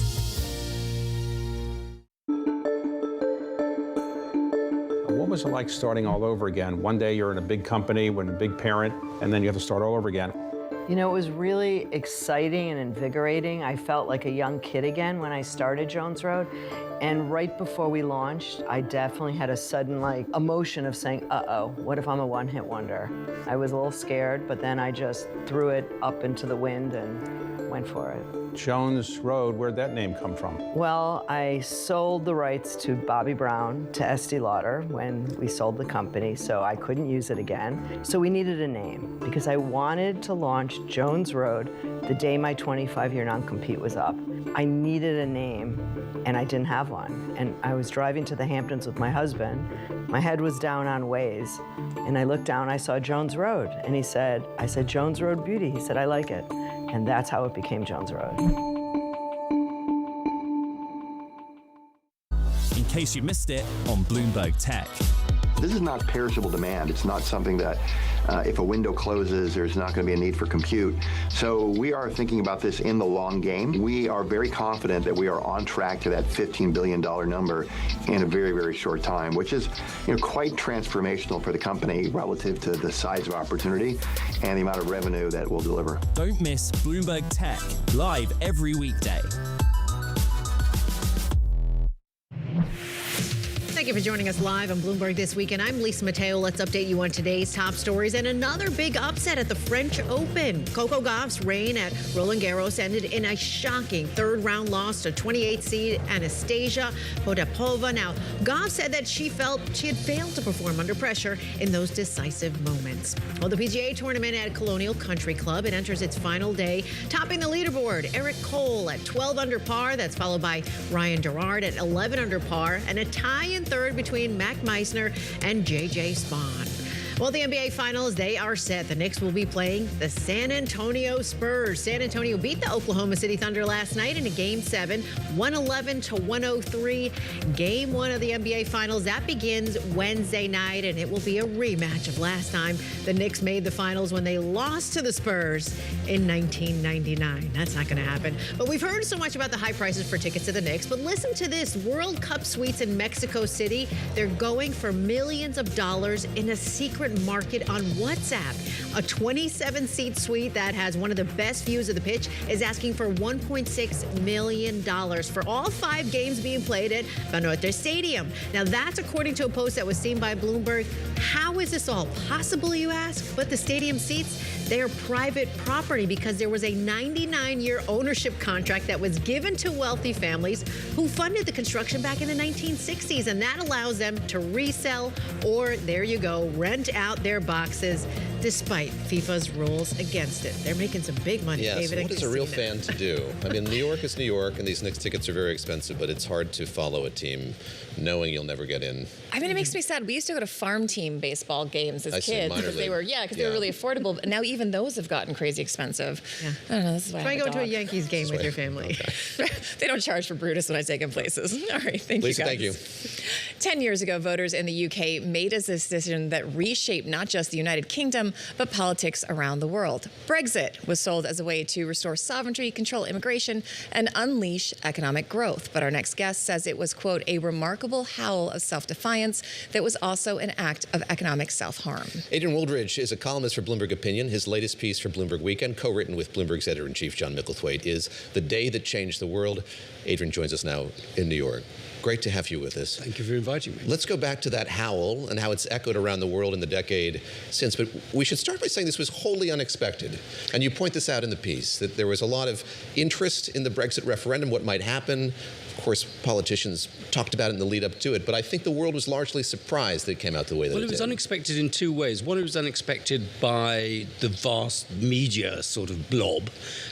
People like me who covered Mea culpa. I was to say, of which we are guilty members, yes. We did not expect it at all. Yeah. Partly because most of us live in London, and that was a sort of big centre of Remain, but partly we didn't sort of get to the north and talk to people up there enough, that the north being the big driver of that vote. But secondly, it was unexpected by the people who actually campaigned for it. And the look on the face of Boris Johnson and Michael Gove when they were told that they'd actually won was a look actually of horror, because they thought, actually, we've got to start running the country now, and we don't know what we're going to do. I mean, the other political surprise is that it was put on as a referendum in the first place, that it was put up to the voters. Talk to us about how that decision came about and the fallout from that happening. Well, the decision was a decision of party management. The big faction within the Conservative Party had been arguing very strongly that they needed a referendum. And in particular, a man called Jimmy Goldsmith created something called the Referendum Party. He was an eccentric billionaire, very successful businessman, but, you know, he lived in France, he lived in Mexico, he lived sort of everywhere apart from Britain as far as I can see. And he created this thing called the Referendum Party, which stood in elections, particularly against Tory candidates. And he really frightened a lot of these Tory candidates. And these candidates started arguing, saying, we need to have a referendum. And David Cameron listened to this and said, actually, they're not going to win. Give them the referendum. He thought this would put it to bed. He thought it would put it to bed. He thought it was a tool of party management, and in fact it was a tool of party destruction. The economic ramifications were apparent pretty early on, if I remember right. This was going to be deleterious to the British economy, and yet it continued. And here we are today. As you look back on the last 10 years and the state of the UK economy today, directly attributable to what happened a decade ago? Well, there are two complicated things. One is that there were people who argued that it would be good for the British economy. I see. They argued that it would be because it would free us to do what we wanted to do. We're a global trading nation. Europe has got big productivity problems. You know, we could be the Singapore on Thames. That was the argument that was presented by some Brexiteers. And some possibility that wasn't completely foolish. But what happens with two things? One was that they didn't really come in with a coherent plan of how to deliver those gains. And the second was the sort of world that Brexit created, which was a world of increasingly divided trading blocks, was exactly the worst sort of world for a free trading Britain to survive in. So they sort of shot their own goose, as it were. One of those big motivators, I mean, there are huge parallels here with what happened in the U.S. a couple years later. Absolutely. Obviously, we didn't learn our lesson here, even after watching Brexit. One of the big motivators for those people in the North and folks that you say didn't get spoken to enough before this vote was immigration. And one of the interesting things that has happened is we do have a graph for those of us who can see. Our radio listeners, I'll walk you through it. But it shows a big spike in immigration after Brexit. Absolutely. Why are you seeing that, and what does that mean? Well, there are two things that happen. It happened with immigration after Brexit. One is that it spikes; it actually goes up rather than going down. Yeah. And the second is it becomes browner. That before Brexit, a lot of the immigrants came from Europe. After Brexit, fewer and fewer come from Europe because the free market people, the visa issues, and more come from the Commonwealth. So if you voted for Brexit, hoping for a whiter country, essentially, which some people did, you got very disappointed. If you voted for Brexit hoping for immigration control, you were also frustrated. So in some ways the winners from Brexit turned out to be in the long term the losers. Why did that big surge in immigration happen? It happened partly because of COVID, and COVID created a lot of demand for labour, particularly in care homes and particularly in the National Health Service, and that labour is much more easily acquired from the Commonwealth countries than it is domestically.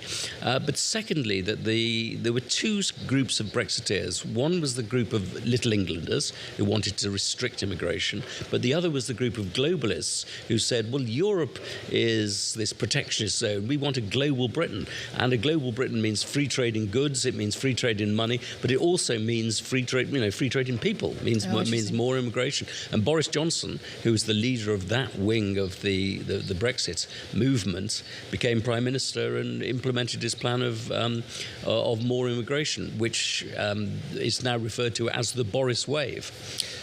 Regular readers of yours, I count myself among them, know that you like to think about history and historical sweep, and here we are 10 years out, a very small amount of time in the grand sweep of history. Do you see a world in which the UK is reintegrated into Europe in the way that it once was? How do you see this playing out in not the years to come, the decades to come, the centuries to come? A very, very difficult question. I think there is now such doubt on the European continent about Britain. They're always a bit worried that Britain was a bit odd, an island nation and the rest of it. But I don't think Europe will really rush to readmit the British on the old terms because they think, well, they might leave again. It's very, very close thing. Secondly, in order to join the European Union, we'd have to join the euro. We were in a rather good position in the past that we were sort of a member but not a member. Always an interesting deal. We had a very good annoying deal. For those of us trying to travel and convert our pound. Also, the pound was always worth more than the dollar or the euro. But But now they would say, well, you have to join much more on our terms. You have to accept the euro. You had all sorts of opt-outs under the old deal. You're not going to get those this time round. So I think if it comes to practice, we may move towards a world in which we revolve a bit more closely with Europe, particularly when it comes to defence, perhaps when it comes to trading. But I don't see the old, what I thought was actually rather a good deal that Britain had, being recreated. Lovely to see you here. Thank you for coming. Thank you so much. Adrian Wooldridge joining us here on set. You can find his piece, of course, on the Bloomberg terminal at bloomberg.com/weekend. Again, a remarkable 10 years that have passed since the day that changed the world, as he and John Micklethwaite put it in that piece for Bloomberg Weekend. I really can't believe it's been 10 years. That wild. seems so so soon ago, but all right, that's fine. I'm getting old. It's great. Speaking of getting old. Gen Z starting to avoid the bars, heading to the gym instead. But one of our Bloomberg reporters took us with her to investigate all of this, a crazy phenomenon here happening in the culture. I'm not one of these folks. Are you? I am, sadly. I will say to somebody, I now, instead of saying, do you want to meet at a bar, I'll say, do you want to meet for a workout? Do you want to meet for a run? Do you want to meet for something healthy? Because it seems like a better choice. One of us, at least, going that route. Take us with you no matter where you go. You can watch us on Bloomberg TV, listen on Bloomberg Radio, stream us live on the Bloomberg Business app. Wherever you are, we are there. It is Bloomberg This Weekend. I'll be right back. I got to go for a run. In case you missed it on Bloomberg Surveillance. Dan Scully of Morgan Stanley writing, the market has treated domestic policy and geopolitical shocks almost like pop-up ads in a longer winding movie focused on AI and a resilient economy. The market has been paying up to go ad-free. It's getting expensive on the tech side of things. How expensive is tech right now? Tech has really been the story. And the story clearly within tech is semis. And I think what has surprised folks is not so much the rate of CapEx continuing to accelerate every quarter. It's about this rotation within semis. 3 years ago, GPUs. A year ago, memory chips, and now CPUs. So it's back to the future. Do you think if we can address the situation through the Strait of Hormuz and we can actually move on, that's no longer just a pop-up ad we want to X out, that we will trigger a rotation back to the other stories again? The market has almost kind of moved on, and that's been definitely corroborated by the backwardation in the oil futures curve that are still around $80 by the end of this year. Don't miss Bloomberg Surveillance live every weekday. In case you missed it on Bloomberg Open Interest. Morgan Stanley's Wilson says Iran is unlikely to dent bullish view. We had no idea that oil wasn't going to 150. Well, I didn't know that. The oil, I was confident, was going to find a way because it had to. What other calls do you have for us? Just 30 seconds that this market's getting wrong in your crystal ball that we should look at? Oh, the market's never wrong, okay? It's only people that are wrong. The market usually gets it right. Don't miss Open Interest live weekdays. In case you missed it on the opening trade. We're holding our breath, and our economists put it very nicely in their recent research note. They're saying, for now, you got the support of tax refunds, so you had the fiscal support. This is running out right now. The real test for the consumer starts here. How long are you going to hold your breath for? I'm holding my breath in two different ways. The first question is complicated. Unpleasant. Well, that's what you have to do as a market strategist. It's unpleasant, complicated, but also exciting, I would say. So we're holding our breath and saying, are you going to reopen that strait? Then secondly, if you don't reopen it, how long can you keep running down oil inventories to make up the shortfall? The equity market's pricing 90%. Prediction markets are saying it's a 30% probability that you reopen it by the end of June. And then if you don't get these supplies back soon, then within the next 3 months, you should start to see macro weakness, not just in Europe, not just in China, but also in the US. Don't miss the opening trade, live every weekday.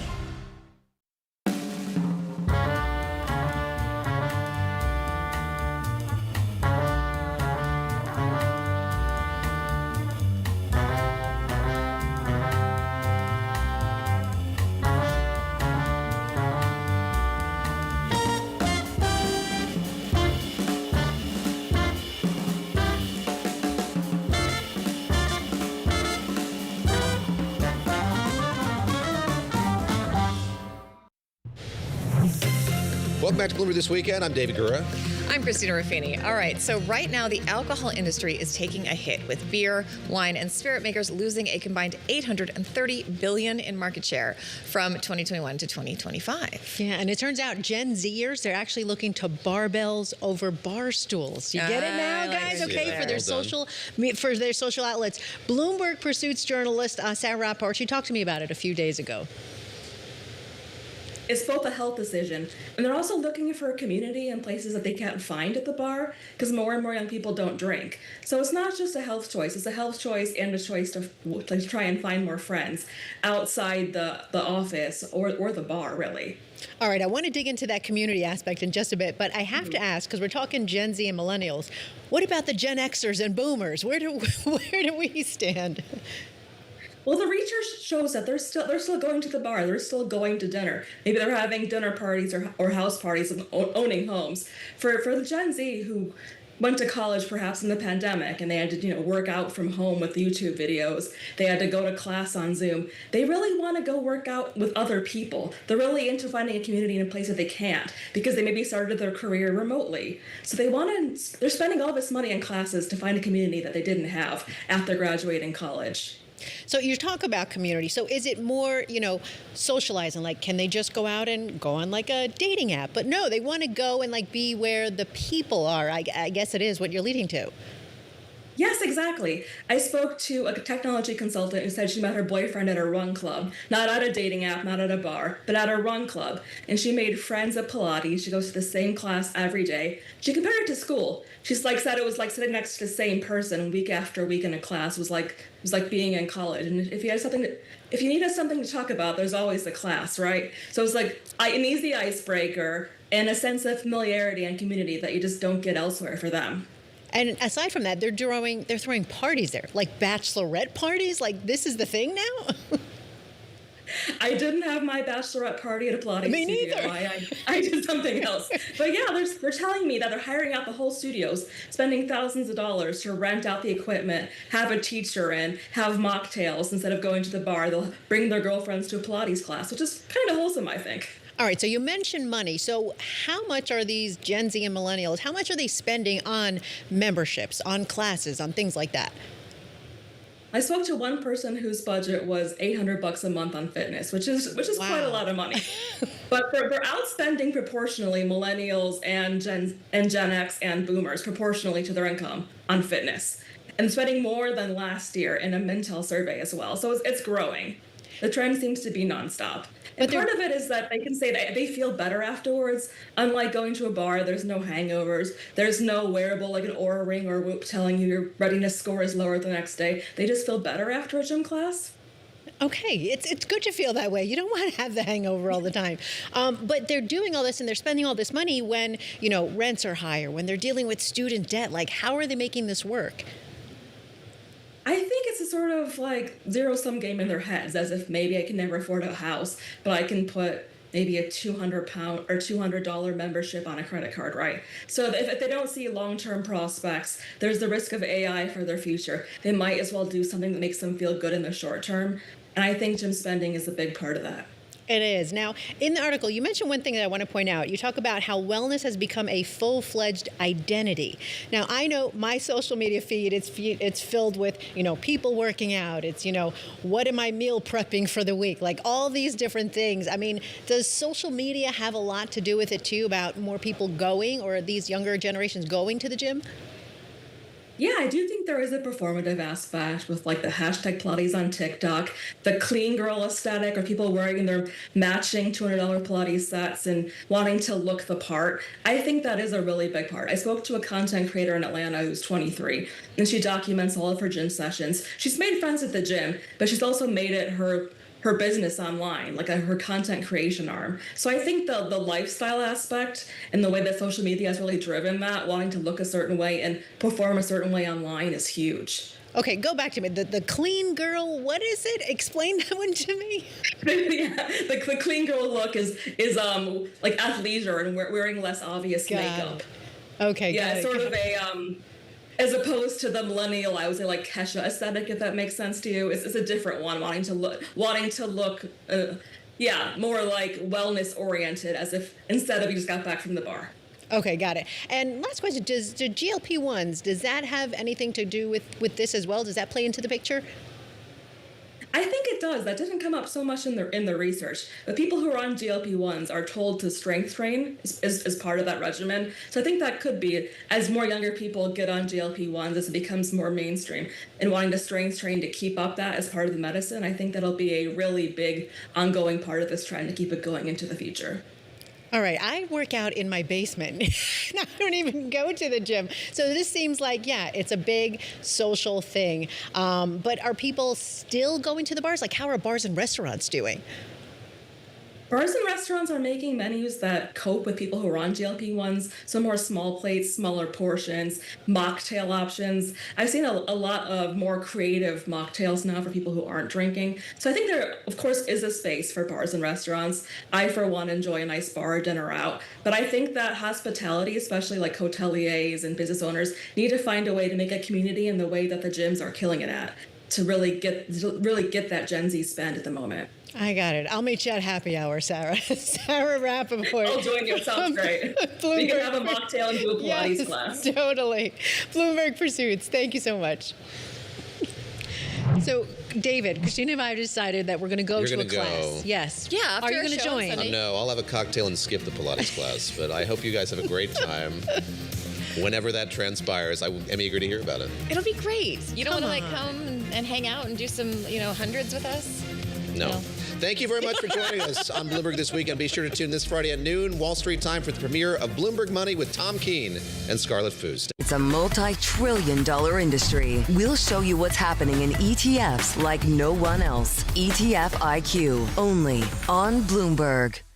The people I'm talking to in Cuba are suffering terribly. Right now, blackouts 22 hours a day. A country can't survive like that. People can't survive like that. Ada Ferrer, Pulitzer Prize-winning historian of Cuba and America. It feels like a heavy weight to carry. My coming here meant that I had opportunities I would have never had I stayed in Cuba. At the heart of the book is a profound sense of guilt, right? That my mother brought me with her to this country. She left behind my brother. He had trauma. I had a loving mother. From Bloomberg Weekend, this is the Michelle Hussein Show. We're not even halfway through the year, and it has been such a dramatic one in world affairs. Venezuela, Iran, Lebanon, that I wouldn't blame you if the extent of Cuba's crisis hadn't fully registered. But the island really is in deep crisis. Oil that used to come in from Venezuela stopped in January after the US removed its leader. And then oil that used to come from Mexico stopped because its government didn't want to incur President Trump's wrath. And the effect of this is that in Cuba, people today are desperate. Like many Cuban Americans, the historian Ada Ferrer is worried about family and friends there. But for her, the current pressure from Washington is part of a long history between Cuba and the United States, one that has shaped her own family, as she reveals in a new book called Keeper of My Kin. So this conversation is, in part, personal, but also political. Marco Rubio, another Cuban American, comes up. And when you turn to the written version of this at bloomberg.com/Michelle, as I hope you do, you'll see all of that wider history reflected in my notes, whether it's the Bay of Pigs, the Mariel boat lift, alligator Alcatraz, or Cuba and American politics. It's all there. And here's what happened when Ada Ferrer dialed in from the Princeton University studio. Essentially, Keeper of My Kin was my introduction to your earlier book. And I think it's this really unusual combination of it being incredibly timely with everything that's happened this year, but also kind of timeless, which is, I think, a pretty immense achievement. You know, there's a part of me that knew that I would always have to write this book, that it was part of my story, part of my family's story, part of Cuba's story, part of an American story. I didn't know when I started writing it that as I wrote, it would become more relevant because of basically U.S. immigration policy and what's happening with deportations of Cubans. And then by the time I had finished the book and it was in production, then there's a whole new kind of timeliness with what's been happening in Cuba since the attack on Venezuela. Yeah, I think the stage is set for your next book, really. And I do want to bring us right up to the present day. But I'd love you to start by helping us understand your relationship with Cuba. And I think you've hinted at it already there. There's a line in Keeper of My Kin where you write that Cuba is the place that you were taught by your family to both love and hate. Right. Can you deconstruct that for us? Yeah, well, I was born in Cuba, so that's the beginning of the relationship. But I left when I was 10 months, or I was taken when I was 10 months, which means that I had no memory of it at all. So my introduction to Cuba was via other people, via mostly my parents, but also neighbors and community. And in that community and in my family, there was an intense love for the place, an intense nostalgia about the place. For a long time, an intense desire to return. At the same time, there was profound disagreement with the government of Cuba. So that made it a complicated place. You know, you could love the place, but not the government, the people, but not the leaders. So that was part of it. The other thing is that, you know, like any American teenager, when your parents keep talking about something and keep trying to get you to like it and value it, there's a part of you that always resists, right? So whenever they compared the U.S. to Cuba and, oh, everything was so much better in Cuba, or in Cuba, we didn't do that. In Cuba, you would have never been able to do that. All my sister and I could say was, you're not in Cuba anymore, right? So there was, as a good American teenager, I kind of learned to be a little skeptical of everything my parents said. But also, it's kind of extraordinary that they're saying that to you, because in no way do they want to live in the Cuba of Castro. They've made a very distinct choice to leave it behind. Exactly. So I think, you know, their assumption, as with many people who left early on, and it was a plausible assumption in that time and place, right? The height of the Cold War, the U.S. 90 miles away, as it continues to be now, their assumption, and also the U.S. with a long, long history of intervention in Cuba.